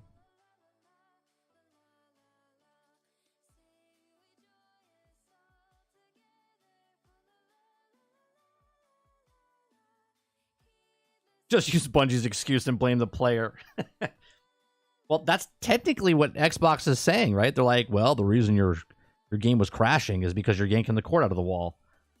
They weren't far off. They weren't far off. This is 76.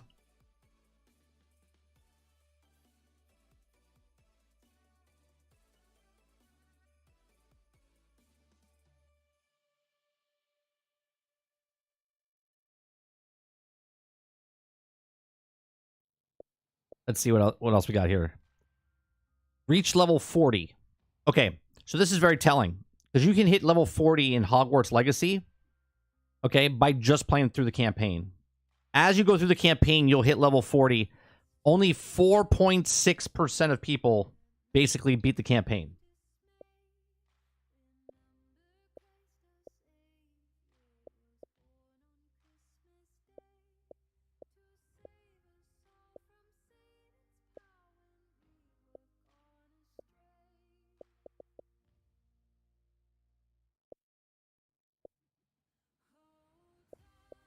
A lot of these other ones are actually like choice. Like, do you want to do this or that?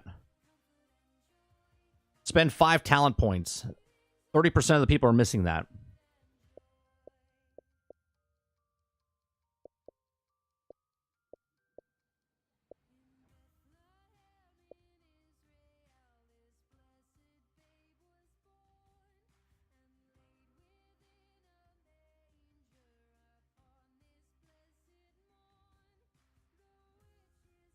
Mike, ponies never say die.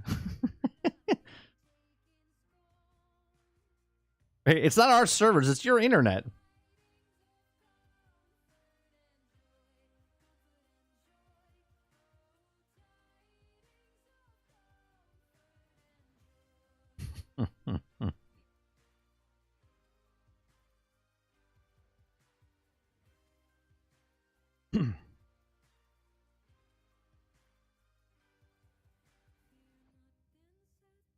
Yeah, that's all I'm saying. If you're gonna blame the server problem or the save problem, I should say, then it's Lorien. It's consistent across the board, right? They had the problem when it launched on PC, had the problem when it launched on PlayStation, and now it has the problem on Xbox. At least they fixed it, and it didn't take 6, 10, 18 months to fix it. They fixed it, what, 4 days?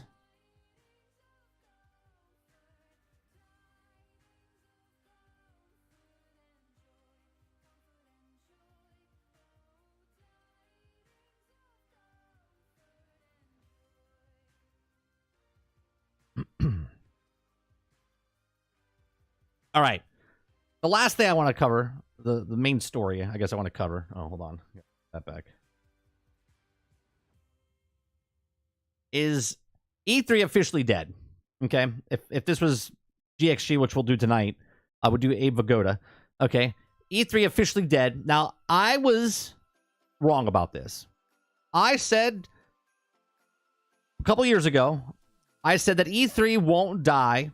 I said it will still stay in some form. It'll just go back to what it was before it turned into what we know as E3. Because E3 used to be there before, right? And they used to do other things more than video games there. Okay. But then they changed it. And it went more towards. And I thought that E3, or the people that run E3, would be like, oh, okay, well, let's try to build it back up and do stuff. And nope, E3 is gone. So I was wrong that they killed it. And it's gone the way of, many other things in the past. So after a rough few years, E3 has been killed off for good. Okay.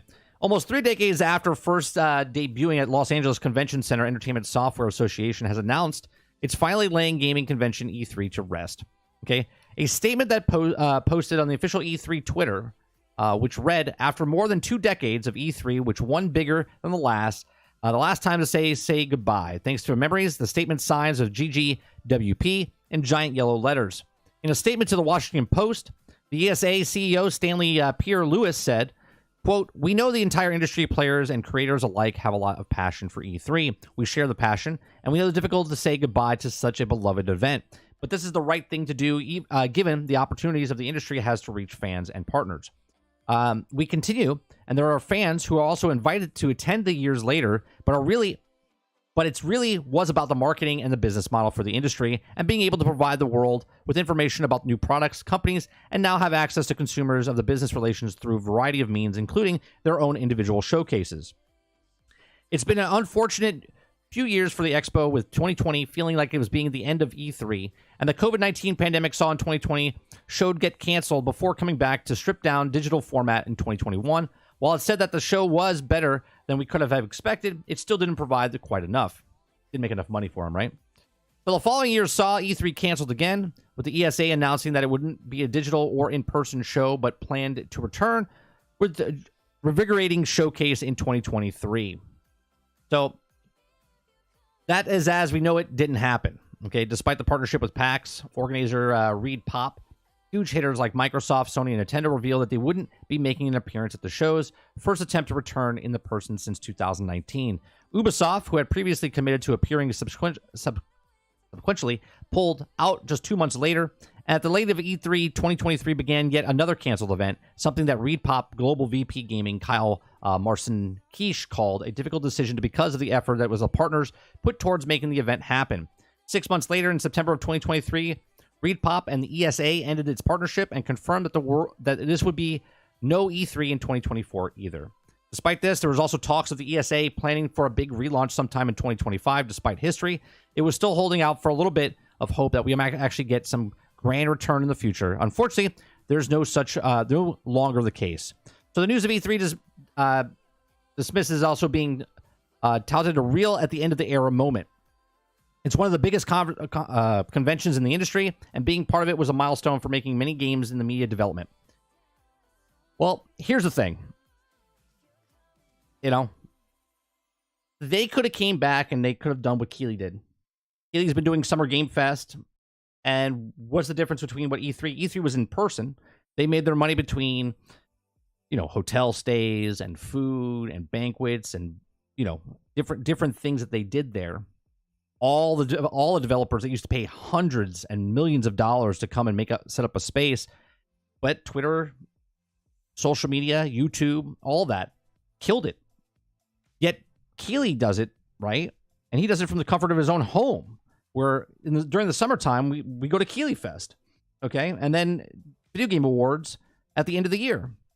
Regardless of what you think about the Video Game Awards, it's still the best thing to show all the trailers and whatnot. No one else is doing that. Now, obviously, they can do their own trailers, and they can bring out their own trailers and do all their own publicists or advertisement any day. Tuesday, boom, drop a trailer.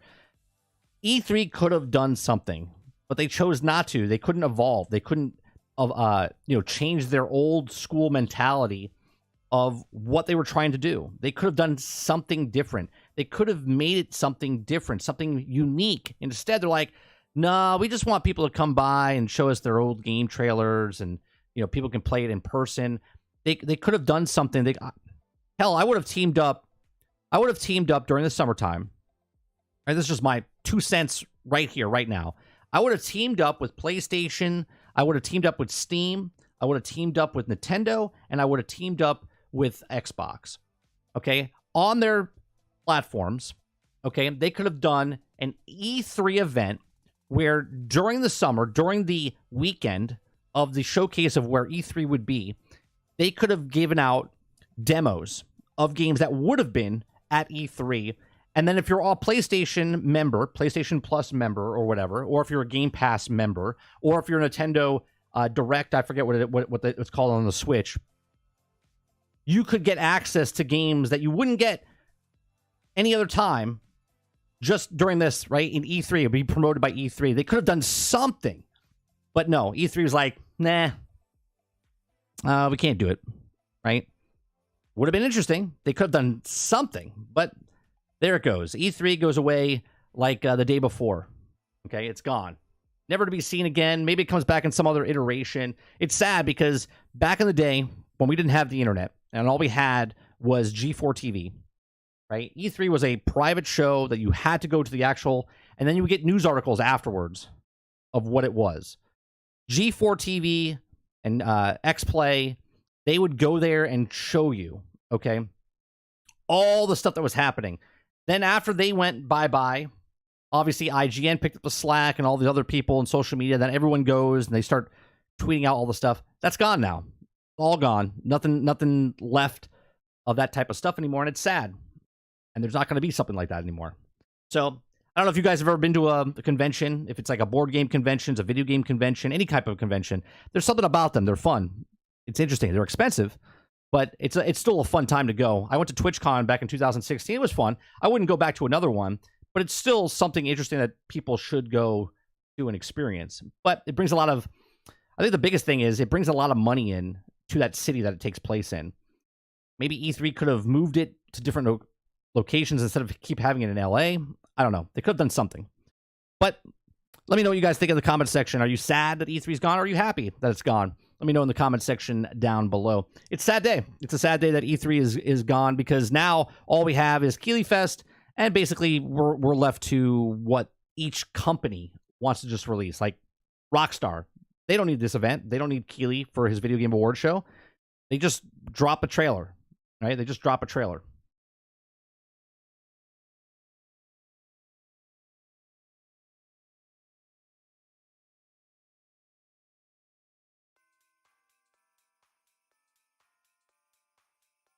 %88.9%. The adaptive purse that's simple. Gamer 30 dudes running E3 warrant. Yeah, they were business guys, or people, I should say.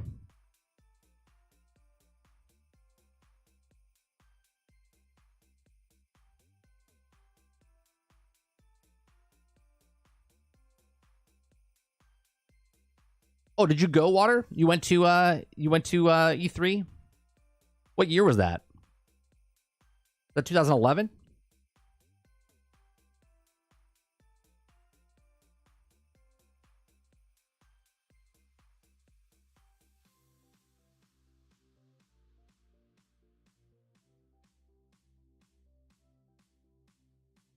Definitely sad that E3 is gone. A huge gamer. There's also like the Super Bowl of Saint. Yeah, I used to all weekend, Rose. I would sit down and just watch what was next. Every panel, every conversation, everything. I would watch it. It was like an event. I would cancel everything I'm doing that weekend. That's what I was doing. And now it's like, yeah, whatever.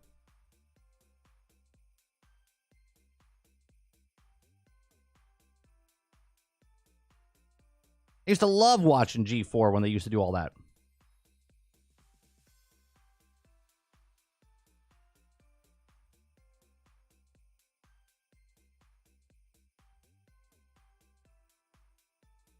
Now it's nothing.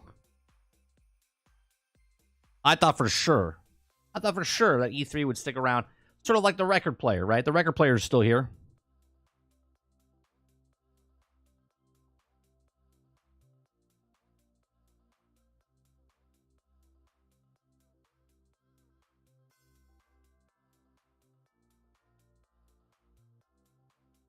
Oh, is that true, Dupless?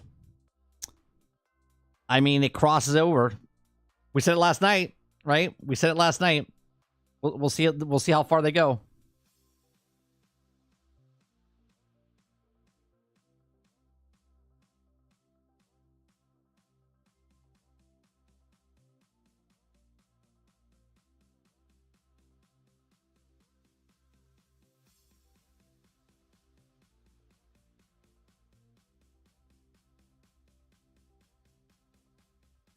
Windows Central Gaming just tweeted out, said Baldur's Gate 3 director has shared his full speech he wasn't able to give after Larian's RPG won Game of the Year at the Game Awards. So he posted it in detail.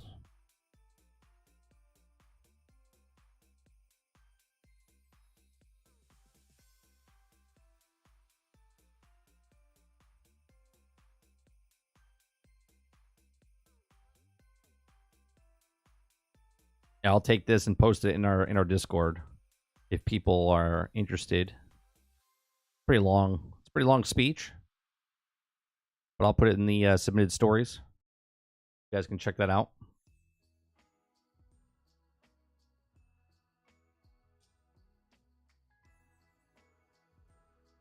Same. I would just sit there for hours and hours and hours.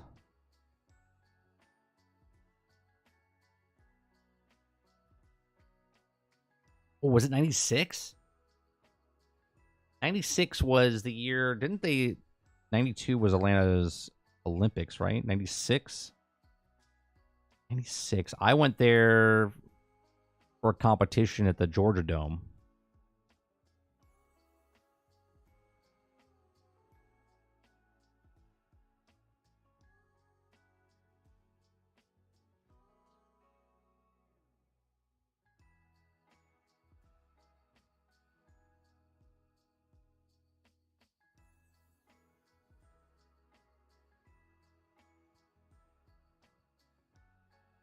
Yeah, E3 was a big thing now. Like, you see the difference? Like when we watch, it was like organized before. You would watch E3 and you knew what you were watching. It was like one channel, one thing, and that's what you had. Now, when you watch this summer showcase, there's 15 different channels on YouTube to watch. Okay. One's on Summer Game Fest, one's over on Tribeca, one's over here on the PC Gamer Show, one's over here. You have to like mix match where you want to find it. It reminds me of like the streaming services, right? Where you used to be able to watch everything on TV, and now everyone's got their own streaming, and now you have to find out what streaming service is on to go watch it. And at that point, you don't even care anymore because you're like, I'll watch it later. Right? Then you're like, I won't even watch it later. I'll watch the highlights of someone else covering it later. It's not an event anymore.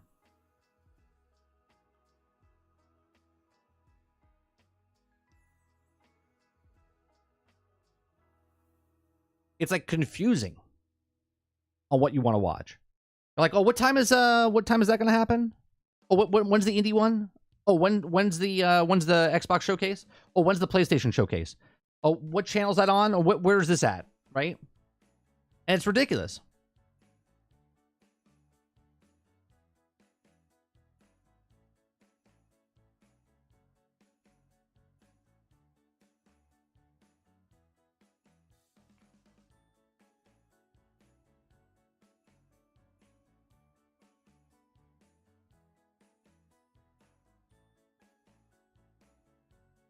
Wow, that's a big, and they probably still won't sell. Look at this, right? Microsoft Xbox Series S 512 gigabyte starter bundle console with Xbox Game Pass is $229 at Lenovo with this code, right? Some Costco locations is $149.99 in stores. Console plus stereo headset. $150. Right?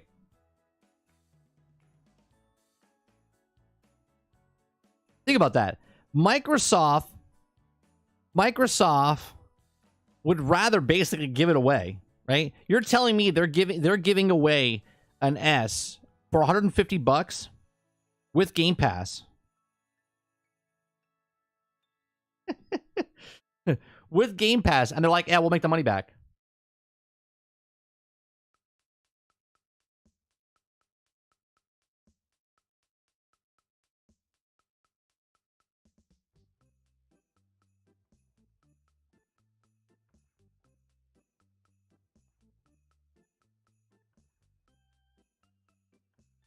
Exactly, Water.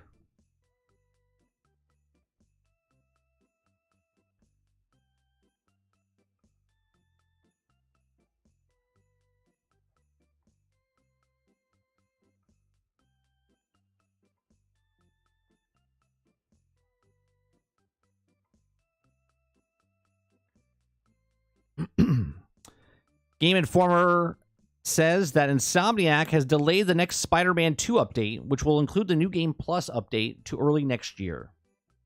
So there you go.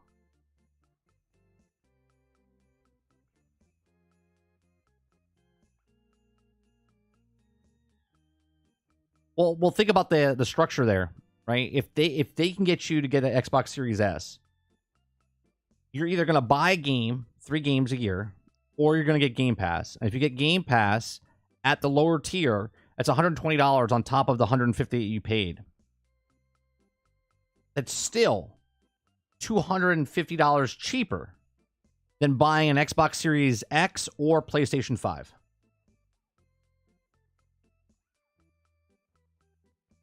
So you could pick up a console and pay for 3 years of Game Pass and just go over, right? Just go over a price of just a PlayStation. Rose, I know you say that jokingly, right? I know you're being serious, but jokingly, right? For a parent that wants to buy their kid something, that $150, that's a hell of a bargain.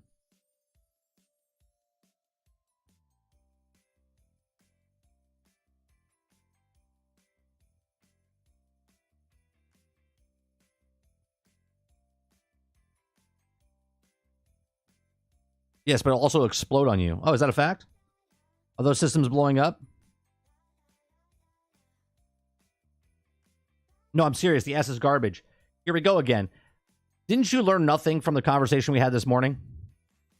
Didn't you learn nothing from the conversations we had this morning? Majority of the people that play video games don't care or know about nothing. Come on.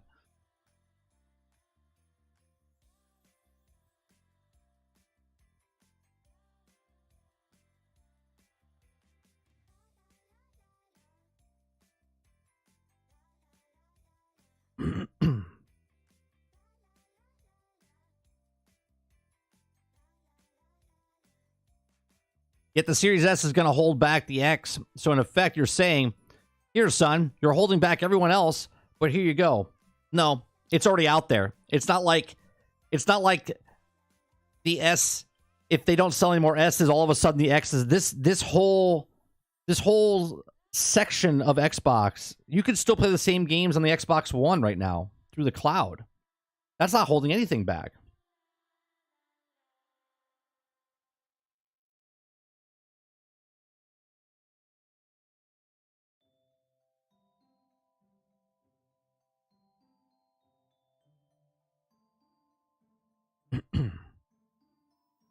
Oh, I learned, and my kid is one of them. He's very rarely beats a game, but he's also getting him a console is going to be a better one personally. That's fine. But what I'm saying is, if you purchase a PlayStation 5 or an Xbox Series X, you're spending $500, right? But if you buy that for $150, then you get, right? You get, let me what is Game Pass right now is $11, right? $11 times 12 is 132.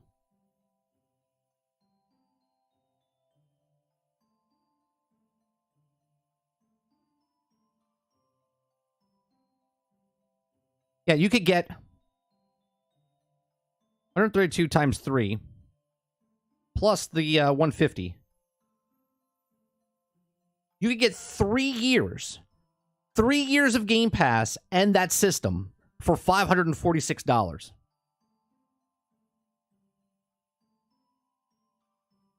What?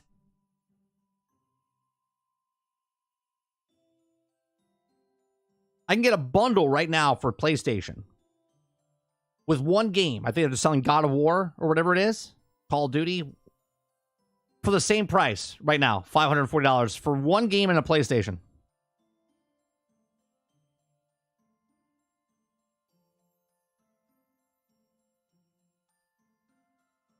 I see the price tag and I think awesome deal, even though it's a potato. Correct, Quintar.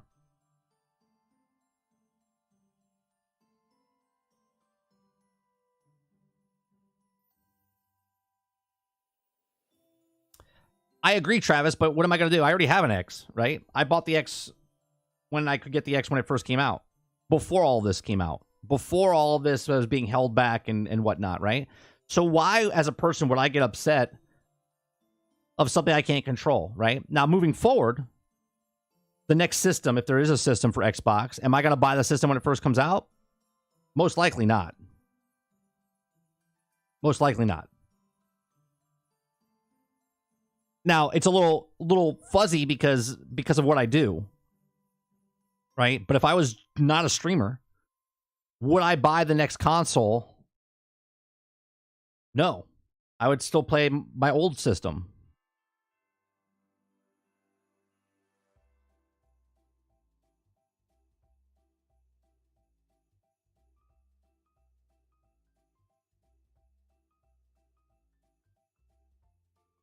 You can encourage people not to buy an S for starters, but I see your point. Idiots will buy things and cheap, even if it's an inferior. People buy cheaper television sets. People buy cheaper cars. People buy cheaper things all the time. Think about this. Majority of the population, especially in this time frame, right? Now, we're all in our own little fantasy world here. But in reality, there's a lot of people hurting for money, right? There's a lot of people struggling, and their kid really wants a game system, right? If you tell me I can spend $500 and get one game and the system, or I can spend $500 and get 3 years of Game Pass with hundreds of games and that system, do you think a person that doesn't have a system right now is going to know the difference between the S and the X? They're not.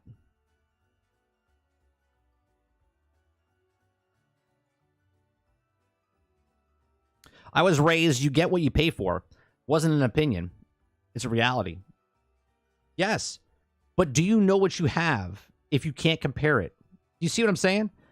If there's a TV on sale and the refresh is 120 hertz and not 160 or 240, right? If you don't know about the refresh rate, do you know you're missing it?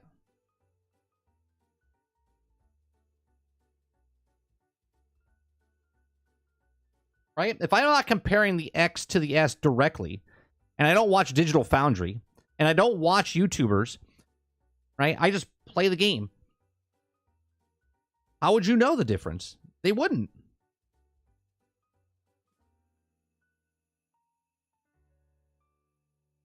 But according to y'all, everyone can know if they're missing if they do the research. But they don't. That's the whole conversation. Most people don't look at reviews. Most people. Here's the thing. Hogwarts Legacy has 15 million copies sold or more, right? What do you have as reviews? 30,000? What is that? What is that?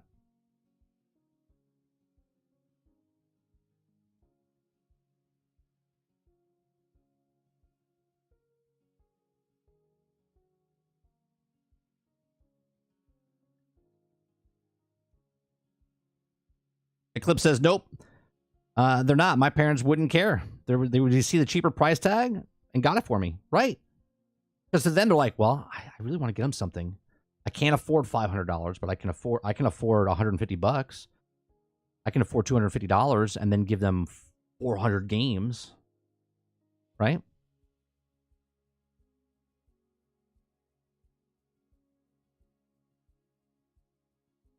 So if you live in a cave on Mars with your fingers in your ears, no, Travis, you're not understanding. Literally, the whole conversation.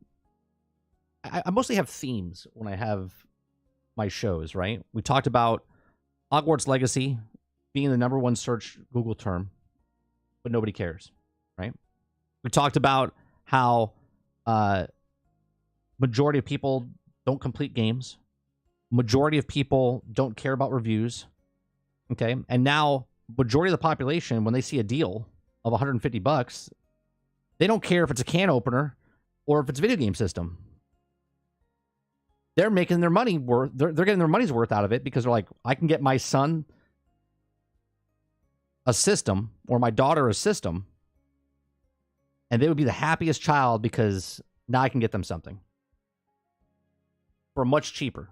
I can't afford $500, but I can afford $150.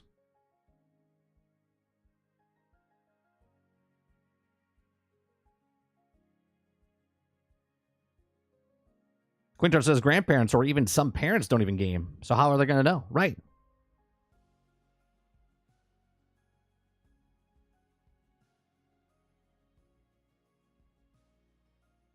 Did Far Cry 6 just drop? Not sure. Hey, Mo, question for you. On the thing that you posted, morning, by the way, the thing that you posted in the Xbox with your 2,000 hours, what percent are you in the gamers? Because I was in the 5 percentile or 10 percentile with the 1,000 or 1,300 hours, almost 1,400. You have almost double, right? What percent were you?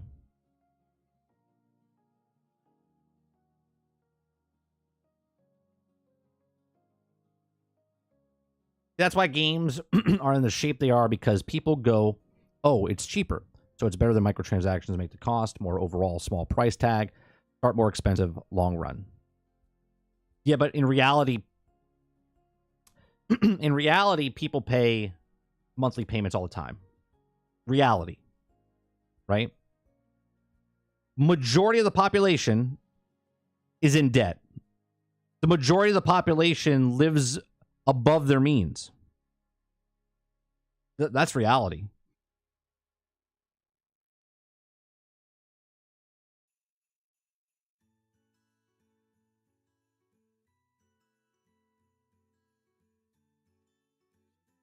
Yeah, get them the best video game system of all time, but no games because you can't afford them. Yeah, here's a car, but I can't afford the gas. Let me go buy the Bugatti, but I can't afford the tires that it's on. So wait a minute. You're in the top 5. I'm in the top 5. You're in the top 5 with 1,000 more hours than me. Wait a minute. I'm in the top 5. You're in the top 5% of players with hours played. And you are also in the top 5 with hours. Top 5 in hours, game score, and achievements. So am I. And I have 1,000 hours less than you. I wonder what it takes to get into that 1 percentile.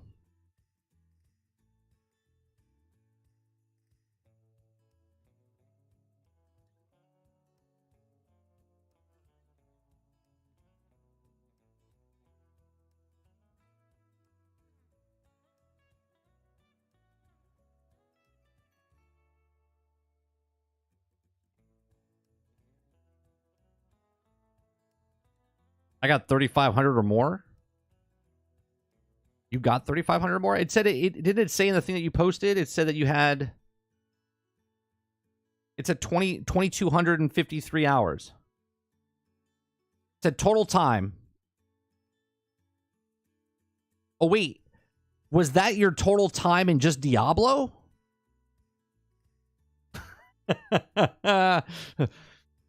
Was that just your time in Diablo 2,000? Oh, you're saying 3,500 more to get into 1%. Oh, okay. I was like, wait a minute. I was like, damn. He's putting in some extra work there. Like, wait a minute. I'm reading it correctly. I thought it said total time for the year.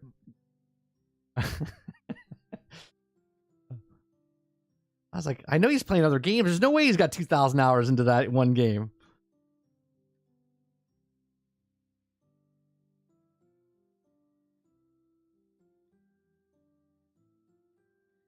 $313. Okay, that makes much more sense.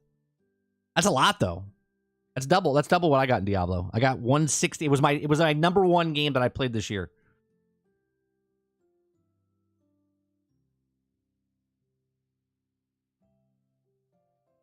Yeah, I played. It was my number 1 game. I have 169 hours in it. Now I'm motivated just to get another game up past that, just so I don't have that as my number one. I got a couple of days left of the of the year.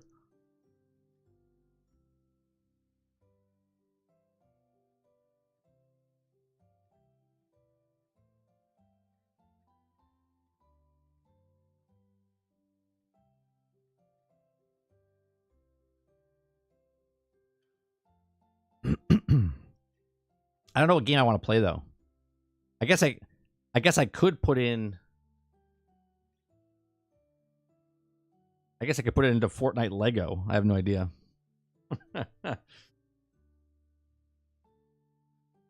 Yeah, mine was Diablo, Starfield, and Hogwarts. And and I didn't buy Starfield. I was gonna say, funny enough, all 3 games that I bought this year, but 2 of the games I bought. I bought Diablo full price and I bought Hogwarts full price.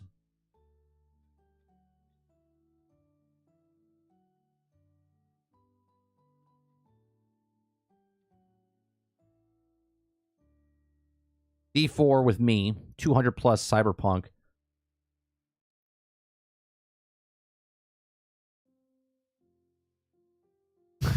Do you have Ark? I'm not interested in Ark. I tried Ark a couple times. Never got into it.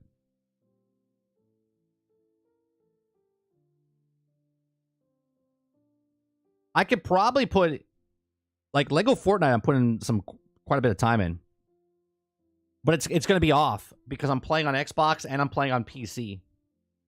I actually like playing it better on PC.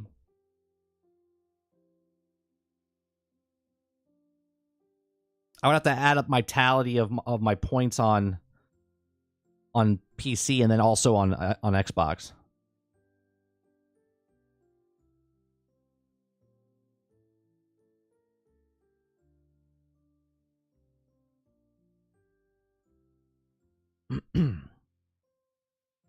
I want to play Once Human, but it won't let me in. So we can't play that. Yeah, Far Cry is available on Game Pass. I just saw a tweet about it. I got a tweet about it. Want to hear it? Here you go.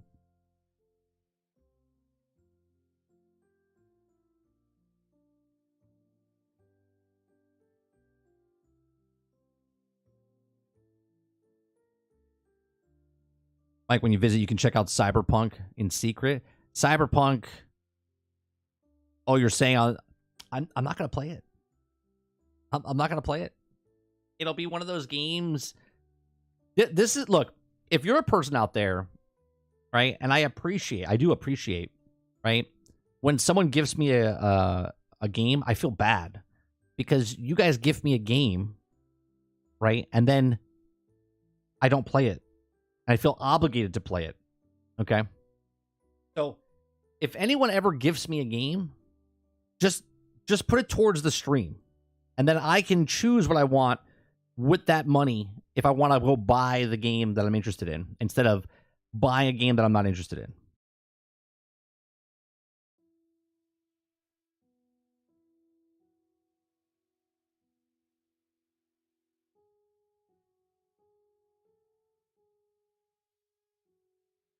Well, when those Teenage Mutant Ninja Turtles come out, this morning I played Save the World Mo, and I was like, I like this Save the World stuff. I like going back and playing that.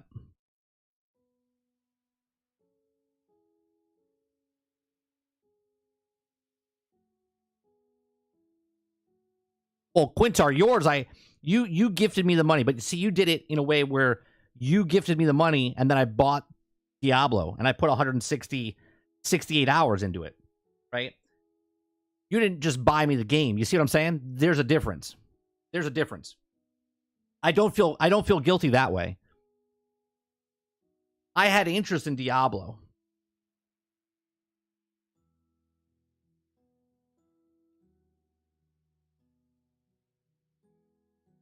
It's like when someone buys me, like, if someone bought me Ark, right? Be like, oh, I got your Ark, and I'll be like, I'm not interested in Ark. I'm never gonna play Ark, and now I have Ark. Do you know what I mean?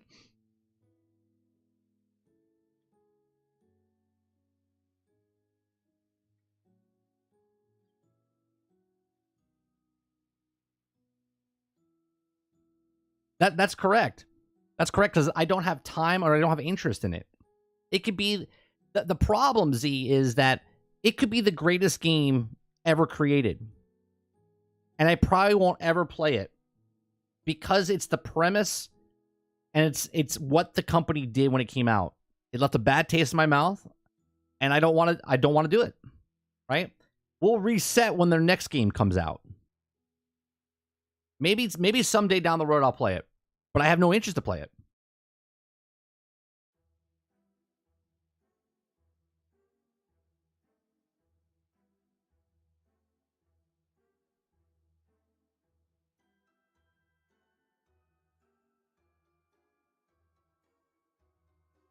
Travis says, I wish I could afford to get Suicide Squad put in to stream, but it's the economy. I can barely afford to eat. Didn't we just have a conversation that most people, right? This is why the $149 price tag for the Xbox Series S looks very attractive to people. Because most people can't. They're like, oh, $149. This is why I said even when the keystone, that thing that was behind Phil Spencer's head in his interviews that he does, right? If that's below $100, that people that don't like Xbox be like, that's fucking stupid. I hate it.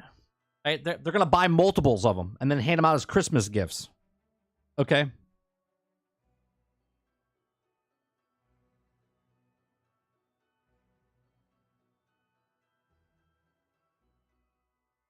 Once Human was introduced to me in the survival game, this is how good the beta is. I had no interest in survival until played Once Human.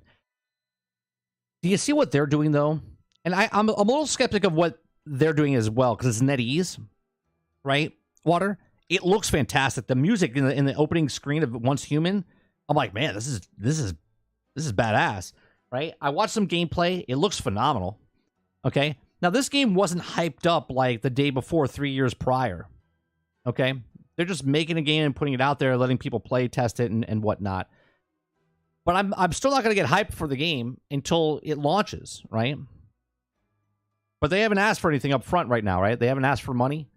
There's no price tag. There's no microtransactions as of yet.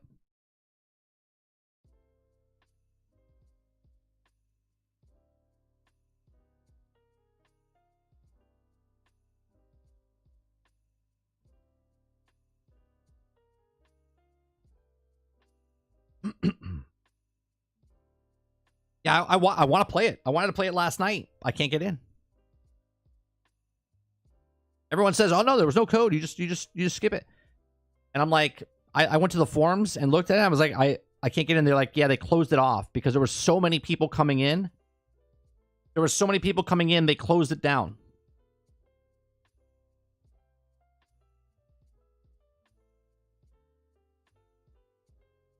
They said your beta character carries over to the real game. Nice.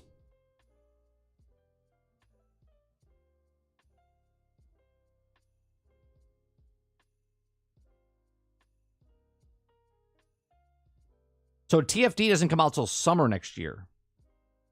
I think that's what they said, right? Sounds like they need a stress test. Well, that's what they're doing, Travis. They said they were going to have 20,000 people in for the beta test. They ended up with like 1 million. They ended up with like 10 times more. It's like 200,000 or 500,000 people.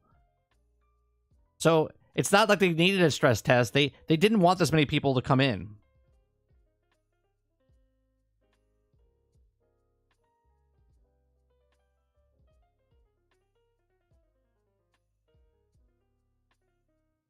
They literally said on the thing, they're like, "Oh yeah, there's no codes. We have plenty of room. We're hoping to get 20,000 people." They went past that.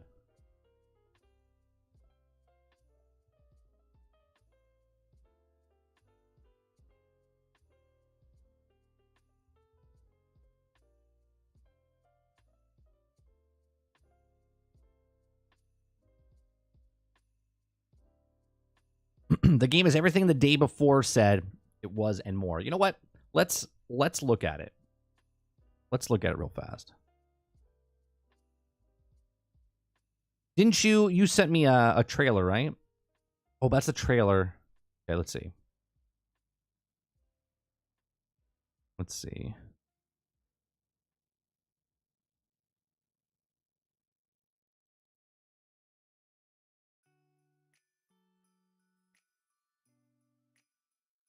Oh, well, look at this.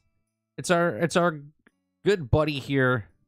Today we're going to be taking a look at this new game called Force Woes. Gaming. This video is sponsored by Starry Studios. They asked me to check out the game and share it with you. I've been keeping an eye on this one since it was first revealed, as it is a Hold on one second. type of game that tends to fall into my wheelhouse of interest. Well, now after playing for nearly 20 hours over the past couple of days, I got a pretty good idea of what the game is all about. That's the point of this. We're going to jump in, talk about its systems, features, and just give you an idea of what is Once Human. So let's jump into it. It is described as a multiplayer open world survival game set in a strange post-apocalyptic future. Now things open up with a brief tutorial that introduces you to the basics of movement, combat, and the otherworldly elements of the game. In fact, at the start, you'd almost think this was a linear, like, psychological thriller or something. All right. First off, the graphics look 10 times better than the day after. That's what we're naming it now. Okay, the day after. Something with you shifting through dimensions, speaking to ethereal beings, playing the piano, and then fighting strange creatures with lamps for heads, or this one with a radio tower for a head. But the tutorial, more so than anything, is there to kind of set the tone of the world and story, but not really the game's structure, because after not too long, you leave this linear introduction and are dropped into the real game. And I mean quite literally dropped into it, actually, as you find yourself floating high above the starting zone of what is Once Human's open world, third-person looter shooter. Wait, 3 seconds into this trailer, okay, you fall out of a door in the middle of an air, you're flying with a little butterfly on the back of you, and you're grabbing onto a crow like it's a battle royale. Like, what is happening right now? Survival game. It is quite the mouthful of genres, but there is a lot going on in this one. Now, right from the start, the survival elements are on display as you are asked to gather logs and rocks to construct. Are these tents all other people that are in the game, like their first start area? Your first small camp. At this camp, you're able to take other early game materials and craft your first few pieces of gear. Now, when I got started on my playthrough, as I was going around looking for said materials, I stumbled into a nearby town and a pop-up displayed in the upper corner that said Explore Throughville. It gave me a few tasks. It said defeat 9 normal enemies, find weapon and gear crates, along with finding the mysterious treasure. Now, I didn't realize it at the time, but this was actually my first experience with a stronghold. All throughout this game, in every single zone, there are tons of these such locations,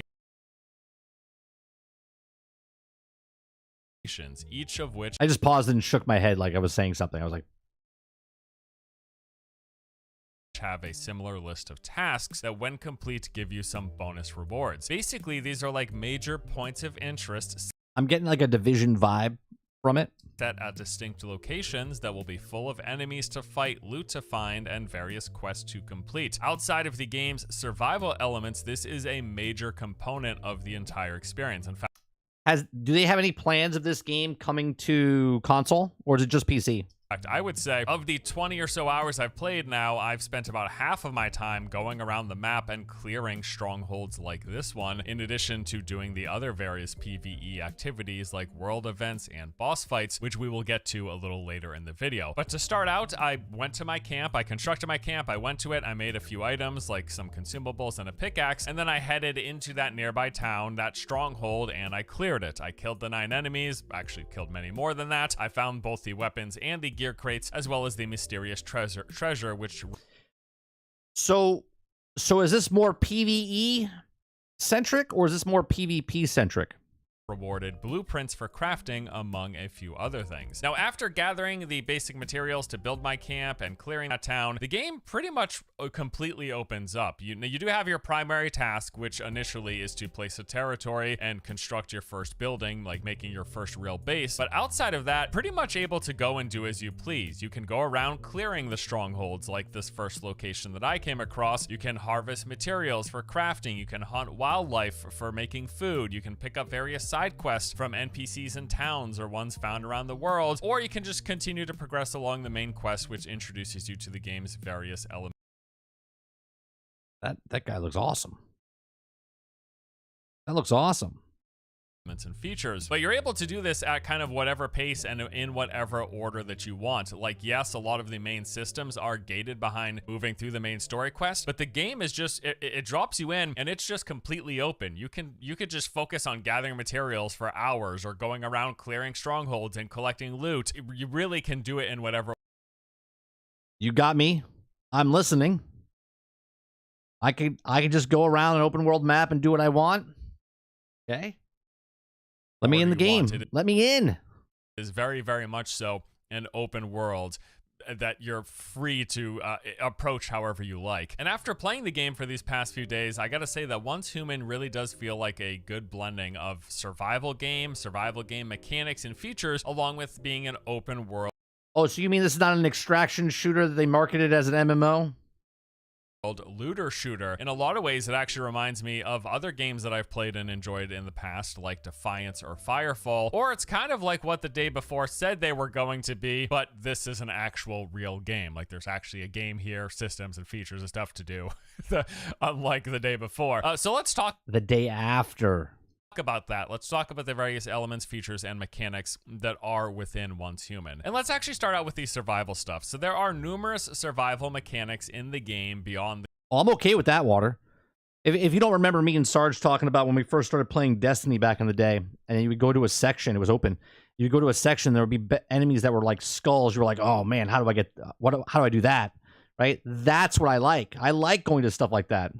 The gathering, crafting, and base building. There are systems for stamina, sanity, hydration, and hunger. So stamina, as you run or perform activities, this drains. It's actually a fairly generous compared to some stamina systems. She looks a little...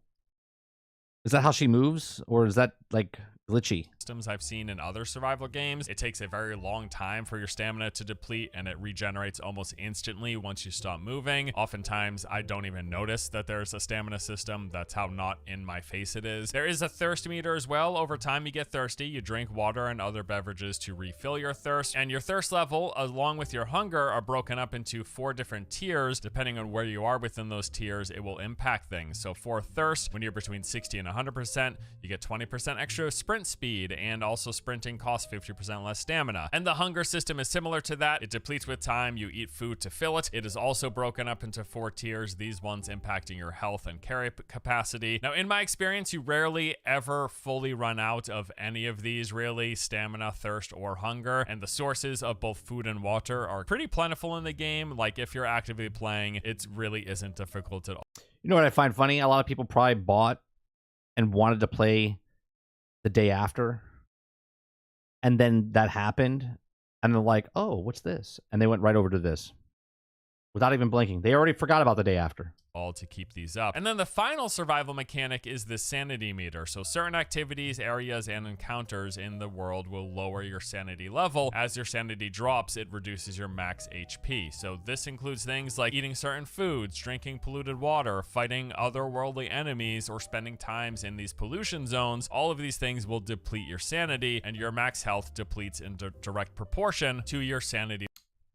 Do you have to earn a motorcycle? Can you just pick up a motorcycle and start driving?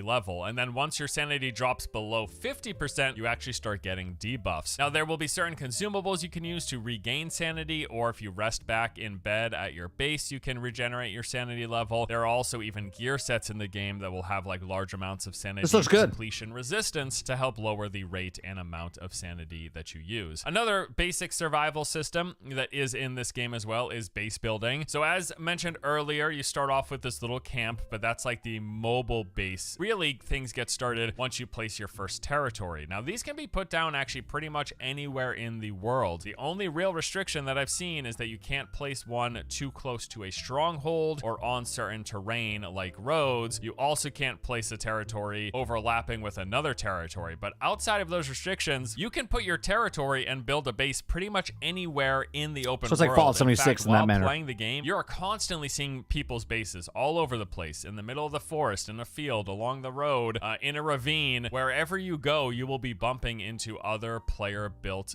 buildings, structures, and facilities all dotted in the landscape between the game's major points of interest and strongholds. There's That kind of reminds me of Star Wars Galaxies back in the day.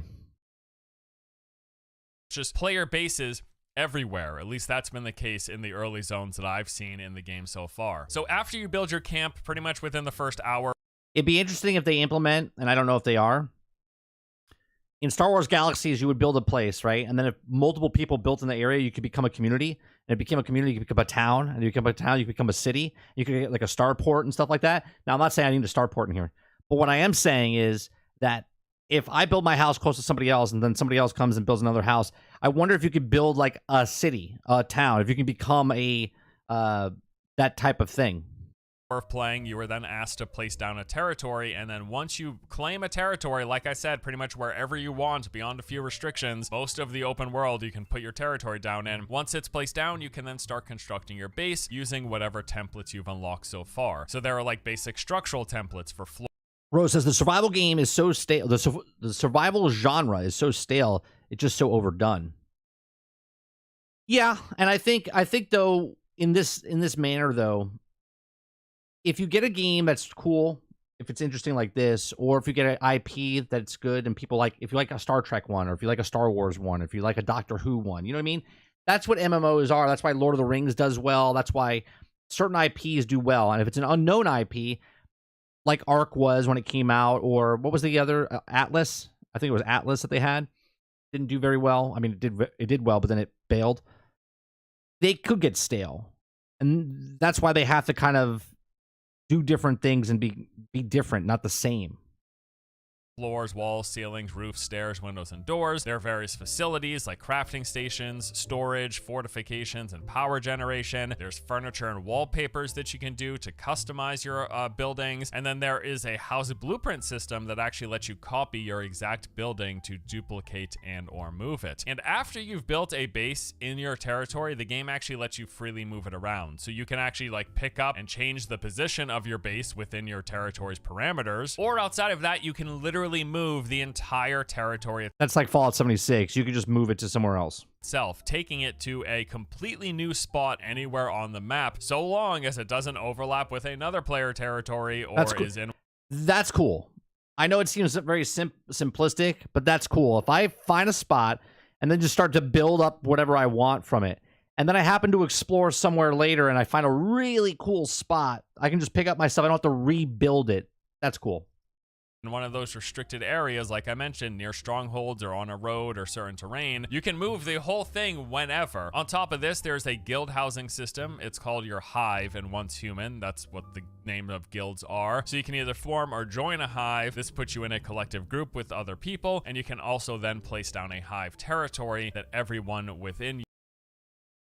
It just did it. I just said. So basically, if you all build next to each other, and then we all join the hive, you join your community, right? Your guild or within your hive can place down a hive territory.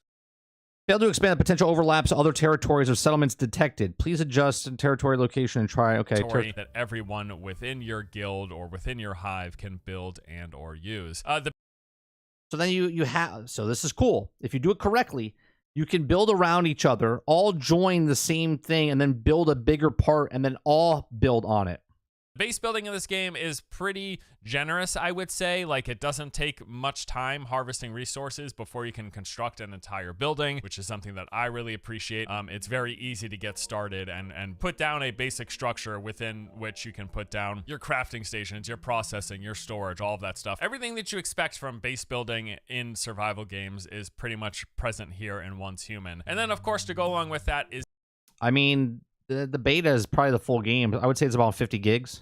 The harvesting system. To get those resources for base building and for gear crafting, you'll have to go out there and gather. All of the usual fare is here. You've got various types of trees, ores, rocks, herbs, flowers, fruits, vegetables, and animals that can be harvested, gathered, and processed in service of making your base consumables and gear. Oh, and that camp that I mentioned earlier, one of those first structures that you build, this is actually acting as a mobile respawn point. Oftentimes, whenever we come up to a difficult location, location, whether it's a boss fight or a challenging drop your camp. stronghold That's or cool. whatever, any outdoor activity that we think we might die, you just plop down a camp nearby so that you have a close by respawn location if you do happen to die, because otherwise you can only respawn at certain towers, the fast travel towers, or back at your main base that's set within your territory. So that's a synopsis of a lot of these survival features, but the survival is only a portion of the game. Really, at least what is more appealing to me and feels like a bigger chunk of my personal play experience is all like the looter shooter elements, the open world RPG, going out, fighting, doing activities, going to points of interest, doing PvE stuff, fighting enemies, bosses, collecting materials, and loot. The world is completely open, as I mentioned. There is no loading screens as you're moving through a zone. You're just freely able to walk around, going around to all these different spots, exploring, and in the process, as you're moving through the zone, you're going to see all of the vegetation and animals, all of that survival stuff to collect, the flora and the fauna, but it's also full of all these different locations and points of interest. So as discussed earlier, there are the strongholds, and this is one of the major form of PvE activity. These consist of various settlements, outposts, hospitals, military. The map seems, I mean, this is a small section of it, but it seems pretty freaking big.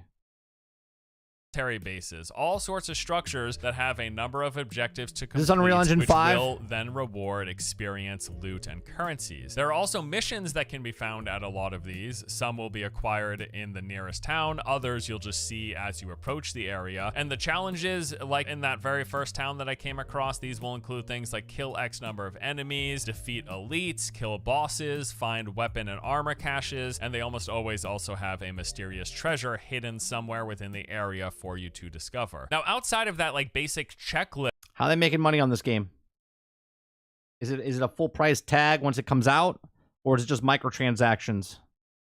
that every stronghold will have, where if you complete the checklist, you're going to get that like bonus experience and rewards. There's also a lot of like secrets and then many times puzzles nestled within each of these locations. And actually, one of the things that we've really enjoyed while playing through the game is the amount of variety that every single stronghold location, all of these points of interest, have of additional things to do within them. So sometimes, for example, you'll come up to a location that will have a shutdown electrical component, like a door that's locked, or an elevator that you need to find a fuse and put it in a fuse block so that then lets you power it up and actually use that. Sometimes there will be puzzles or bosses or other sort of challenges within these points of interest, within these strongholds, that you have to get across before you can actually progress forward. One of the ones that we came across that was the most interesting, though, was in this big hospital area. We found a guy nearby who was calling for help, and we approached him, and he explained that he had like lost his wife, but also lost some medical supplies, and he wanted us to go retrieve them. So we went into the hospital. This area was a lot denser. There was a good amount of enemies there, lots of verticality. There's a ton of different buildings.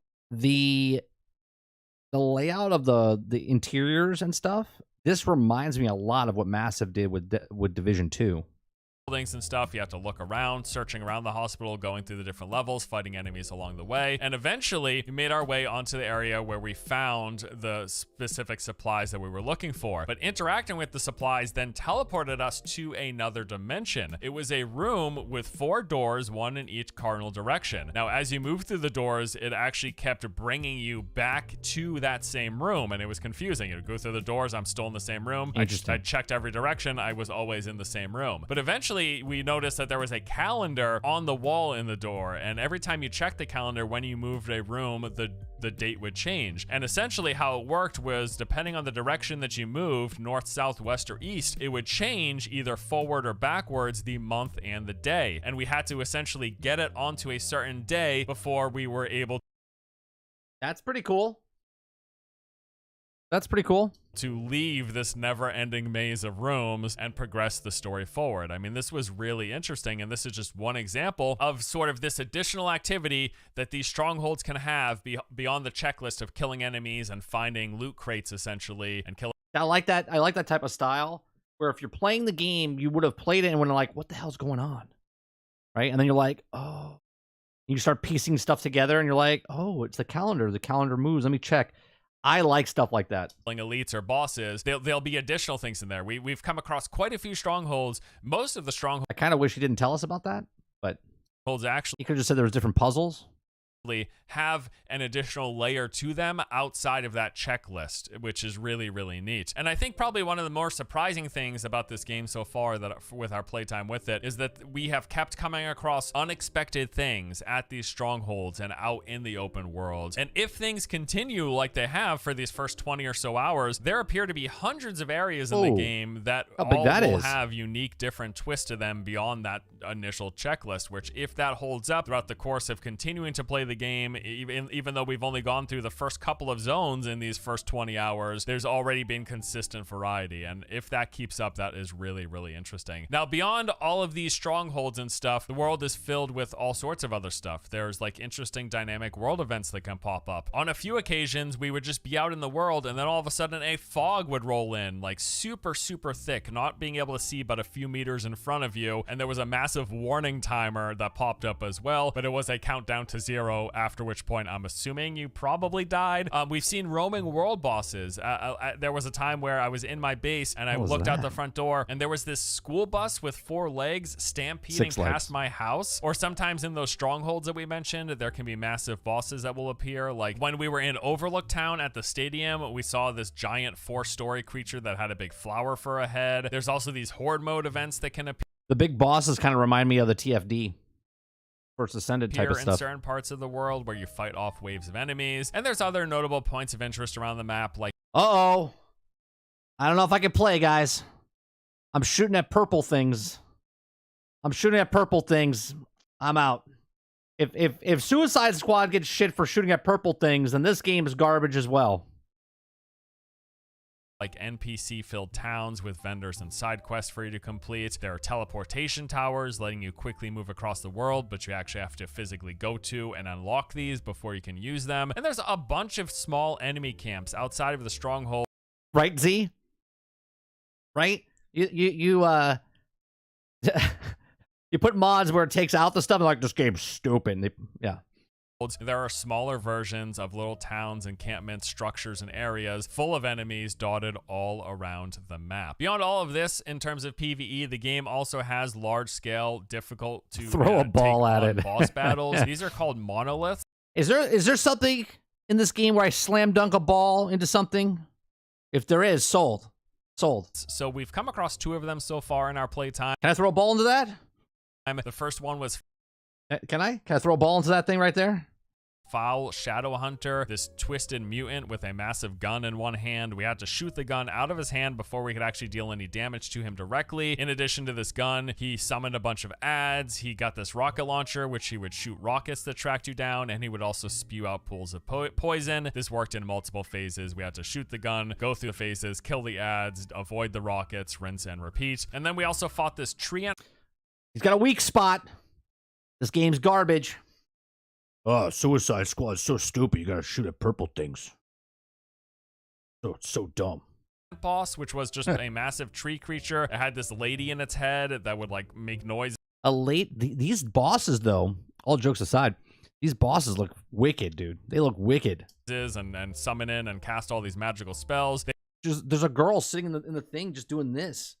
She's like riding the beast. It would summon up these giant tree branches that we'd have to destroy before we could attack the boss. Spit out these bubbles that would track us around the map. You had to dodge them the last second as it got really close to you. It also, at a few points, shot out this giant, massive laser beam that you had to try to line of sight. And those are just the first 2 boss battles we've seen. As far as I know, there are going to be quite a few more in the game. That's just what we've come across in the progression through the main story up to this point. I do also want to mention, I don't have any personal experience with it in my first 20 hours, but I do know this game will have PvP. From what I've seen in research, it looks like there's going to be some form of base rating. I know that the game will have like PvP specific servers, and if you join that server, you can engage in this base rating and defense PvP system, presumably for some really good rewards. Now, a form of PvP that we do have experience with, though, is the open world PvP. There will be portions of the map that are flagged and labeled. If you mouse over them, they basically say like, I'm not a big PvP guy in open world stuff. I'll never go there. A conflict zone, and there's just full-on PvP within these real men don't shoot at purple things, Mike. What do we shoot at?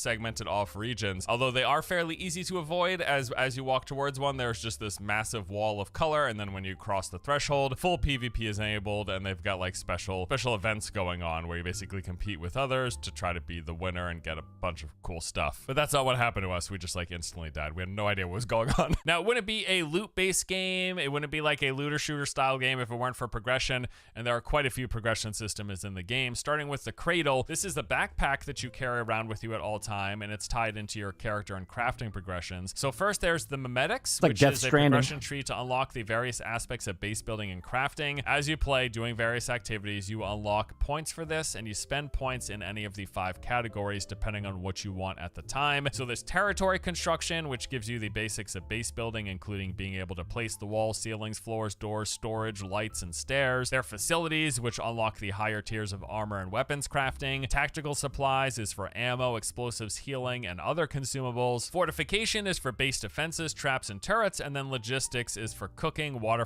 purification, and power generation. As you start the game, you will have the base level versions of base building and crafting, but to get those higher tiers, those later level things, you unlock this through the memetics tree. No, but gaming's hard, Water. Hard to make a game. Hard. And then with the cradle, there's also called the cradle override system. And I say that meaning no shit. No shit game making is hard, right? Being a doctor or a surgeon doing brain transplants is hard to do, right? But just do your job. Now, these are powerful passive buffs that will enhance your combat capabilities. You unlock these by doing some of the main pinnacle content in the game, like defeating those large boss monoliths that we mentioned. Going through the campaign, defeating those gives you access to new cradle overrides, and yeah, these are really strong buffs that increase like your offensive capabilities, for example, letting you specialize with certain weapon types that you want to enhance. Also, as part of the game's progression is the blueprint and gear system. So blueprints, as you play, you discover both armor and weapons blueprints. You find blueprints at many of those major points of interest, the strongholds, and by completing certain main and side stories. The one downside I see with this game, and I don't know, I'm just taking a guess. I can see them implementing some sort of thing where it's sort of pay to win, where you could get certain gear, certain things that you purchase, and they give you a little bit of bonus or extra. I hope they don't go that route. I don't know if they're going to go that route, but I can see them kind of going that route. But again, I know nothing of it so far. Quest. Now, once you unlock the blueprints for making something, you can then take the materials needed for and then craft them. There's also a subsystem of blueprint fragments where you collect bits and pieces of blueprints and then you put them together for the full blueprint, or you can feed them to enhance blueprints, increasing their star rating, which just increases their overall power. Those blueprints are used to fuel the Is the day after associated with the day before? Yeah, when I say the day after, I'm talking about the day before. A majority of the gear, with the exception of a few melee weapons I found out in the wild, most gear is acquired via crafting. So you've got spots for 2 ranged weapons, 1 melee, and then there are gear slots for a helm, goggles, gloves, boots, chest, and legs. Gear will come in multiple rarities. The higher the rarity, the better the stats and the... Sarge says, I gotta be honest, bro. There's too many of these type of games. I don't care anymore. Yeah, but you don't have to care about every single game, Sarge. You know what I'm saying? Like, if you like Division, then you play Division. If someone else likes this game, they'll play this game. There's so many games for everybody. You don't have to care about them all, right? And yeah, there is a lot that are alike of each other, but it doesn't mean you have to just keep moving from like this game to the next game to the next game to the next game. Like, people are still playing World of Warcraft. How many other games came out like World of Warcraft?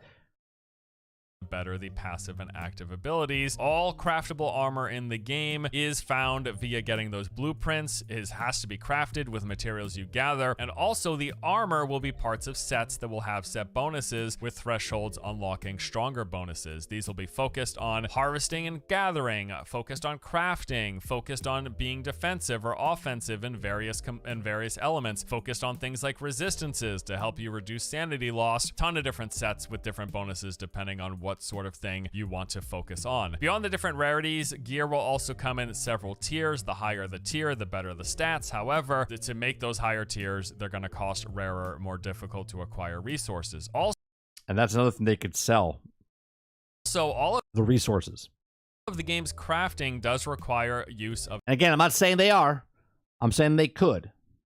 some energy. So the game does have an energy system for many major elements. This includes unlocking those various progression things in your cradle. This includes crafting gear. This even includes doing things like fast travel. For now, I do know that you're able to get energy from certain containers in the world that you find, or specifically, we've seen you get a lot of energy when killing bosses at the various strongholds. There will almost certainly be other energy sources that I'm just not aware of or that we haven't yet come across within our 20 hours of play. But yes, this game does have an energy system tied to a lot of major things. The energy system could be tied to sort of like a mobile game. If you ever play those games where you have a certain amount of energy, and then when you out of the energy, you have to buy more energy. So you could probably earn the energy in game by doing stuff. But if you are unlucky and you die a certain amount of times or do something, you run out of energy, then you could maybe purchase more energy, perhaps. There's also a system of mods. This is pretty straightforward. You will attach a mod to the corresponding piece of gear and get some bonus, either increasing your damage, defenses, or things like your movement speed. So that is a basic overview of most of the major elements and components and features within Once Human. Now, without a doubt, I do want to say here, with a game like this that has so many different forms of currencies, multiple resources, and that energy system, the question still remains about monetization. This is one of those things where we'll have to wait and see exactly where it lands when it releases, but I am expecting the typical assortment of paid for features to bypass time or grinding gates, as is the case with any. Yeah. And leading up to this, again, I know nothing of this game. Everything I've just learned is from this and from what you guys were talking about. Okay. So it does sound like there's going to be some sort of time gating, energy, the energy system. I was like, what else is going to drop? That's what it sounds like. Any game like this, my philosophy is I will go in enjoying what I can before hitting those limitations and checking out. Same. It is yet to be determined where exactly Once Human will fall on the spectrum. We will have to wait and see until release to know for certain. But yes, lots of currencies, lots of different resources, and an energy system. It's a NetEase game. The NetEase game. You got to remember that.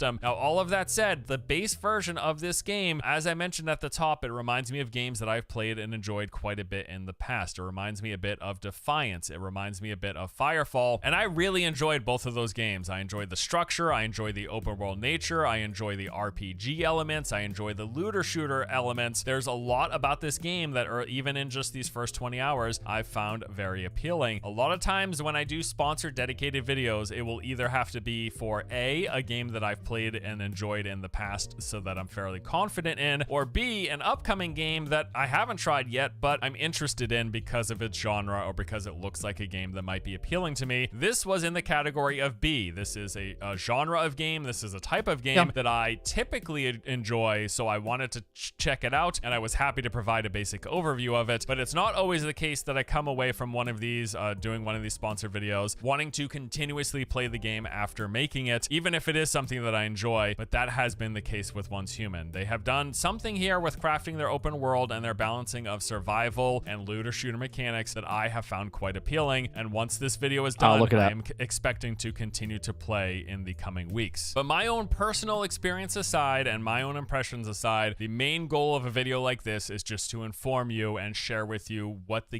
type of game that it is. And I appreciate now that you've seen this, you have a better idea of what Once Human is all about now that we've given you an overview. And that's why I like watching his videos. Because he basically does that, and that's basically what my channel's about. Try to inform people. So maybe you didn't know about this game, and other people are making the content, but I'm spreading and giving my own thoughts on it as well. Of many of its major systems and features. I've only played a little over 20 hours at this point, and with a game like this that is basically just scratching the surface, there's still clearly much more for me to see, learn, and know about before I have a complete understanding of the totality of the game. But hopefully, ideally, the point of this was to act as a good primer and an introduction to see if it's something that you might be interested in. So thanks again to Starry Studios for sponsoring today's video. Now, Once Human is currently in a beta test. They will be holding this test from now through the end of the month. It is available to anyone. All you need to do is head onto the website, register, and I can't get on, and download the client. If you're interested, there'll be a link below for you to do just that. Thank you for watching the video. I can't get on. It won't let me in.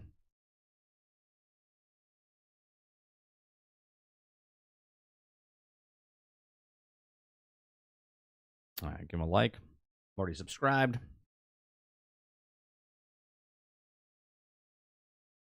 I'm going to go to your... You said you put something in general? General or submitted? Oh, gaming. Okay, got it.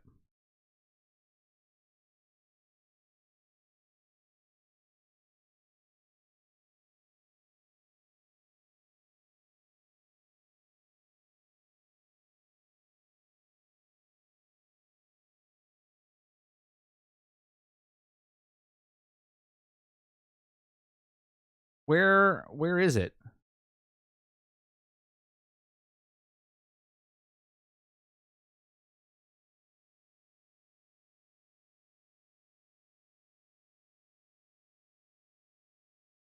Where did you put it? Water? In chat? I put a link on the website. In YouTube chat, I won't see it.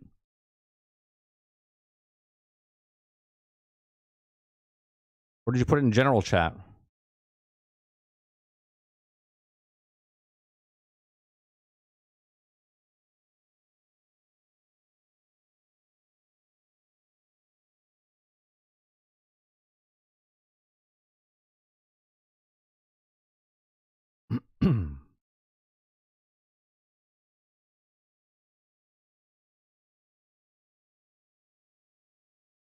I see Kylo. I see Dave.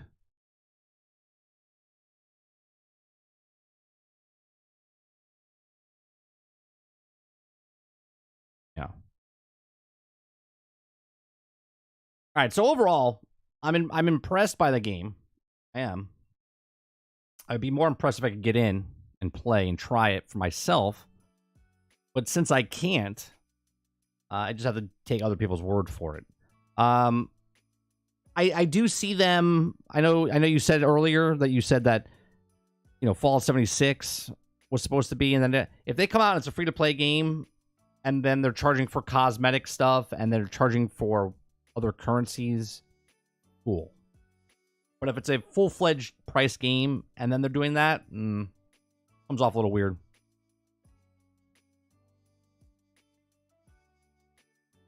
Okay. Oh, you put it earlier. Got it.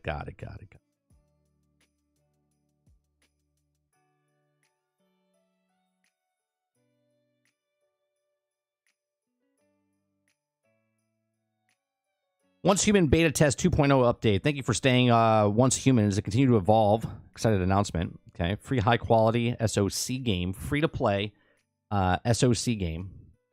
Okay. Open world survival sandbox. No pay to win. In the future, our main form of monetization will be focused on cosmetic purchases. It will ensure that the power gap between players remains minimal, creating a fair and low-pressure gaming environment. Okay. Cross-platform gaming with unified accounts. Currently, we have a launch on PC, and we plan to expand onto console and mobile in the future. Okay. Allowing you to enjoy the game in various platforms. Regardless of the platform, we aim to provide an immersive experience and cleaning UI style for you. We're making a steady progress towards development goals, continuously polishing and enhancing the game. Content to deliver the fresh and improved gaming experience in the future. Throughout the CBT 2.0, we will be further engaged with players, fostering a deeper level of interaction, and we warmly invite everyone to actively participate in their community activities. As participating players will also have a chance to receive exclusive profile frames and avatars as free rewards. Next, we invite you to all join us in getting a sneak peek in the crucial content updates and wait for you in the massive CBT 2.0 release. Art quality enhancements. We have comprehensively updated engine. The new lighting effects render both indoor and outdoor environments more realistic and detailed. It's not just lighting, factor stations, and even wilderness landscapes are being gradually optimized. Alongside the enhanced world details, characters' gear, and weapon textures have become more interactive. And also, in addition to hundreds of new animations, will provide metas with more immersive role-playing experience.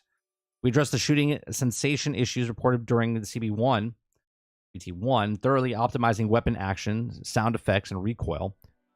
Okay, more impactful combat. Survival combat and gameplay update. During the CB2 or 2.0, we also undergo a comprehensive update iteration of survival and combat gameplay, aiming to provide you with even more immersive and enriching game experience. Beyond the Norm, it's the first gear that also encountered the cradle and tightly integrated with the meta body, strengthening and empowering the meta with various abilities during the devastation security process. Scrutiny 2. Okay. Override with the update of cradle capabilities. We have enhanced the expanded, analyzing the cradle, also undergoing a self-evolution of growth until it triggers. Okay, so this is a whole bunch of other stuff. This is based on the what he was talking about.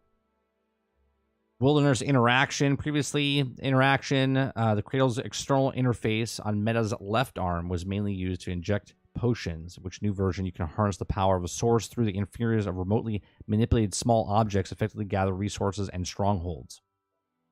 Okay, so you have like superpowers. You got a physics system.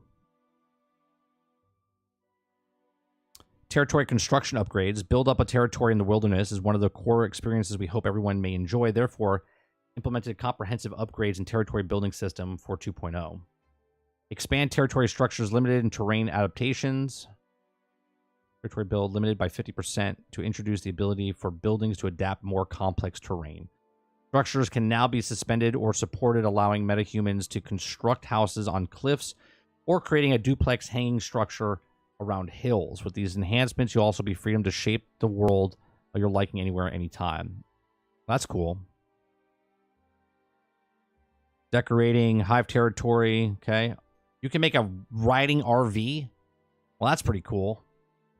In addition to their personal terrain, you can also choose of a hive teammates. Shared territories offer larger structure limits, allowing team members to collaborate, structure, and shared home. In the future, we also implemented resource management system, facilitating the collective structure within the shared home space. We're also rolling out an RV feature. Once you've created or joined a hive, you may unlock construct a hive-exclusive garage to craft your very own heavy-duty truck. You can utilize materials and facilities to circuits to design mobile territory on the truck, allowing a flexible, personalized experience similar to building a stationary one. For metas and warbands, the RV can serve as a powerful battering ram as well as a sturdy shield. For metas, you also experience the caravan travel, who also offer modifications. You could drive a truck with a base, fortified base on it. Well, that's pretty cool. Oh, yeah, and there's fishing. Enhanced combat. As the seasons change, powerful creatures from other dimensions will invade the world. Once human, tentacles descend from the heavens. So there's going to be different like boss battles that change and swap out. Different variety of enemies. The Prime War. This looks like the PvP thing. After conquesting Stardust swamps and stronghold conquests, you can devise analysts to gain advantage against Dakini. However, energy dispersed during analyst process will attract the massive Great One corrupt by the Silver Plague and hinder your progress. Great One new abilities making him more furious. So there's like a big giant battle you're going up against? Okay.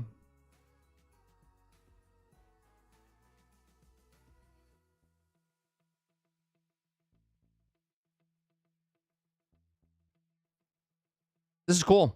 And there's a narrative to it.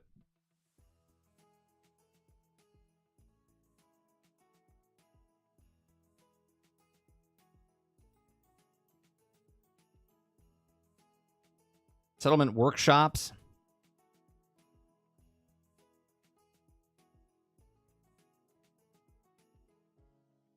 Photo taking. You can also frame photos and decorate. Okay. Give a message in the world. Seasonal gameplay. It's a lot. It's a lot. Pretty cool. Then you have games like this, and then you have games like the day before that 5 years in development. I don't know what this one is in development. Wouldn't it be great if this game was in development for 2? I want to know. Once human. Hold on, let's see.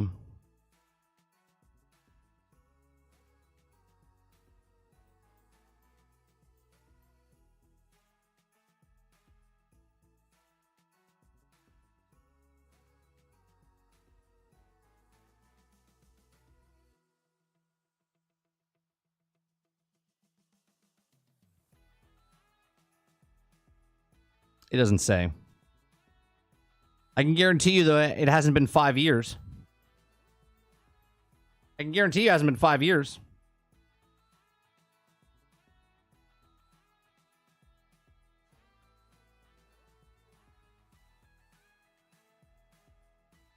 Here, I don't know if I can show you what happens, right? My stream might crash, but I'm going to try to show you anyway. Okay, and maybe you guys can... Here, I go to the launcher.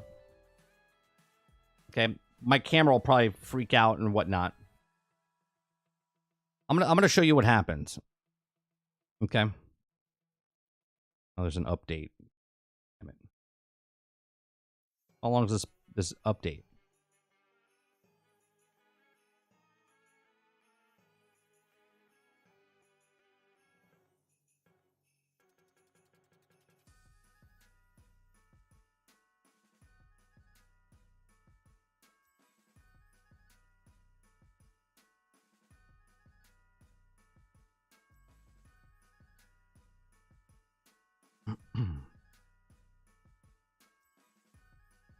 My God.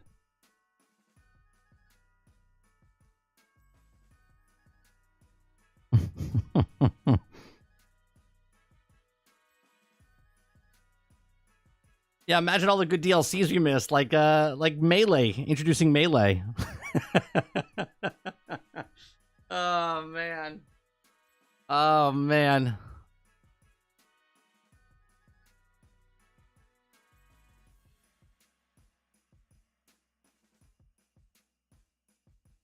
Whatever happened to the game Pacific Drive? It's still coming. My camera might freak out now because a game like this, my computer is just not powerful enough to stream and do this, but we'll see. I just wanted to show you what it does.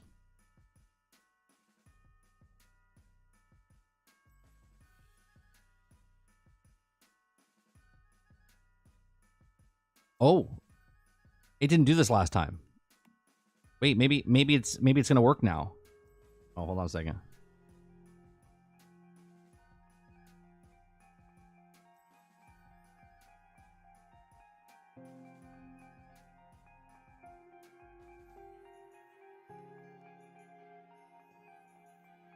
All right, select the world, right? I click on this, I confirm, and then I hit enter game. And then it says activate account. I can't get past this part. The music's fantastic. Right? I don't know how to get past this part.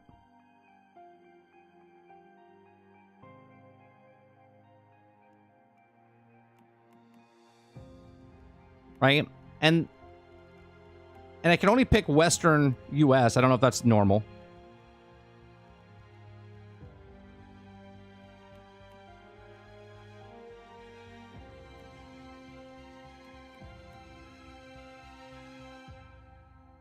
Yeah, I don't know where they get the activation code from. And I've checked my emails. I've checked all the stuff. And it says everywhere I go, it's like, yeah, you don't need a activation code. Everyone can join. And I'm like, all right, cool. Nope.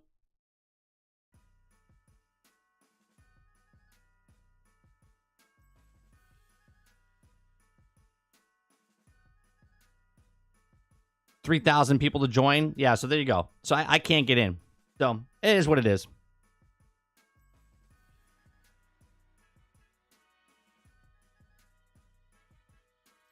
Maybe I'll get in this weekend.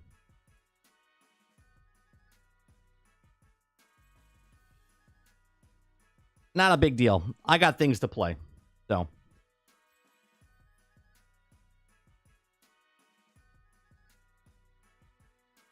Don't forget tonight, podcast, Generation X Gaming, weekly podcast that goes over a few of the top stories in the past week, and we rant along the way. Join me and Sarge as we go over the last week of gaming and have conversations and whatnot.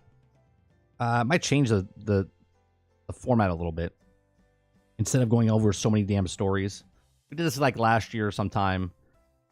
We just might have more conversations with less topics, but we'll see. We'll see. Don't forget to hit that like button down below. Make sure you hit the subscribe button. If you'd like to go above and beyond that, become a member as little as $5. We'll be back tonight, like I said, for the podcast. I think tomorrow. I know I say this every week. Last week I had the dentist, and the week before I've had issues. Anyway, I think I'm on Lono's show tomorrow. I think. Not sure. But we'll probably have some sort of conversation about many, many things that happen. Quintar, thank you very much for the 5 gifted memberships.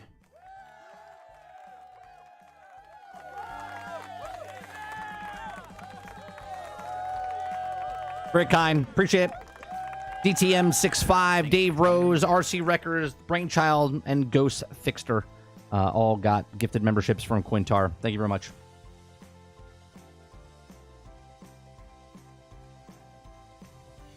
Thanks for becoming a member.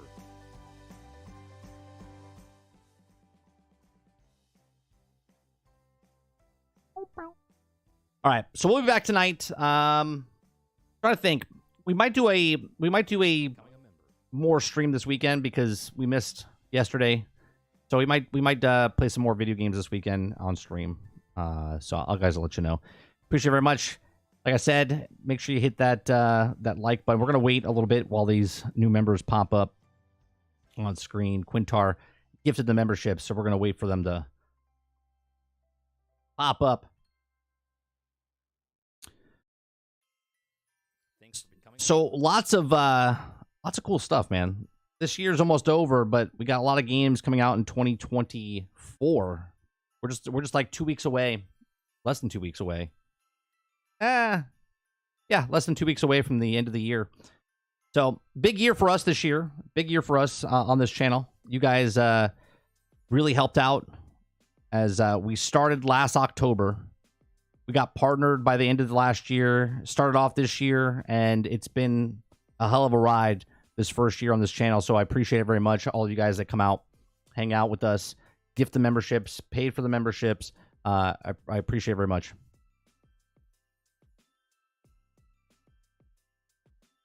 Oh, you're good, Quintar. Never apologize for giving me money. You're like, sorry, I gave you gifted memberships. Apologies. Stop it.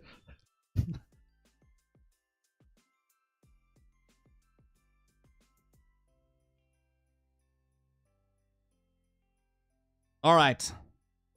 I'll see you guys tonight with Sarge. Oh, I'm working on we're gonna do it. We're gonna try to get. We watched his videos last week or this week. Sorry, Kingard, the Kinger.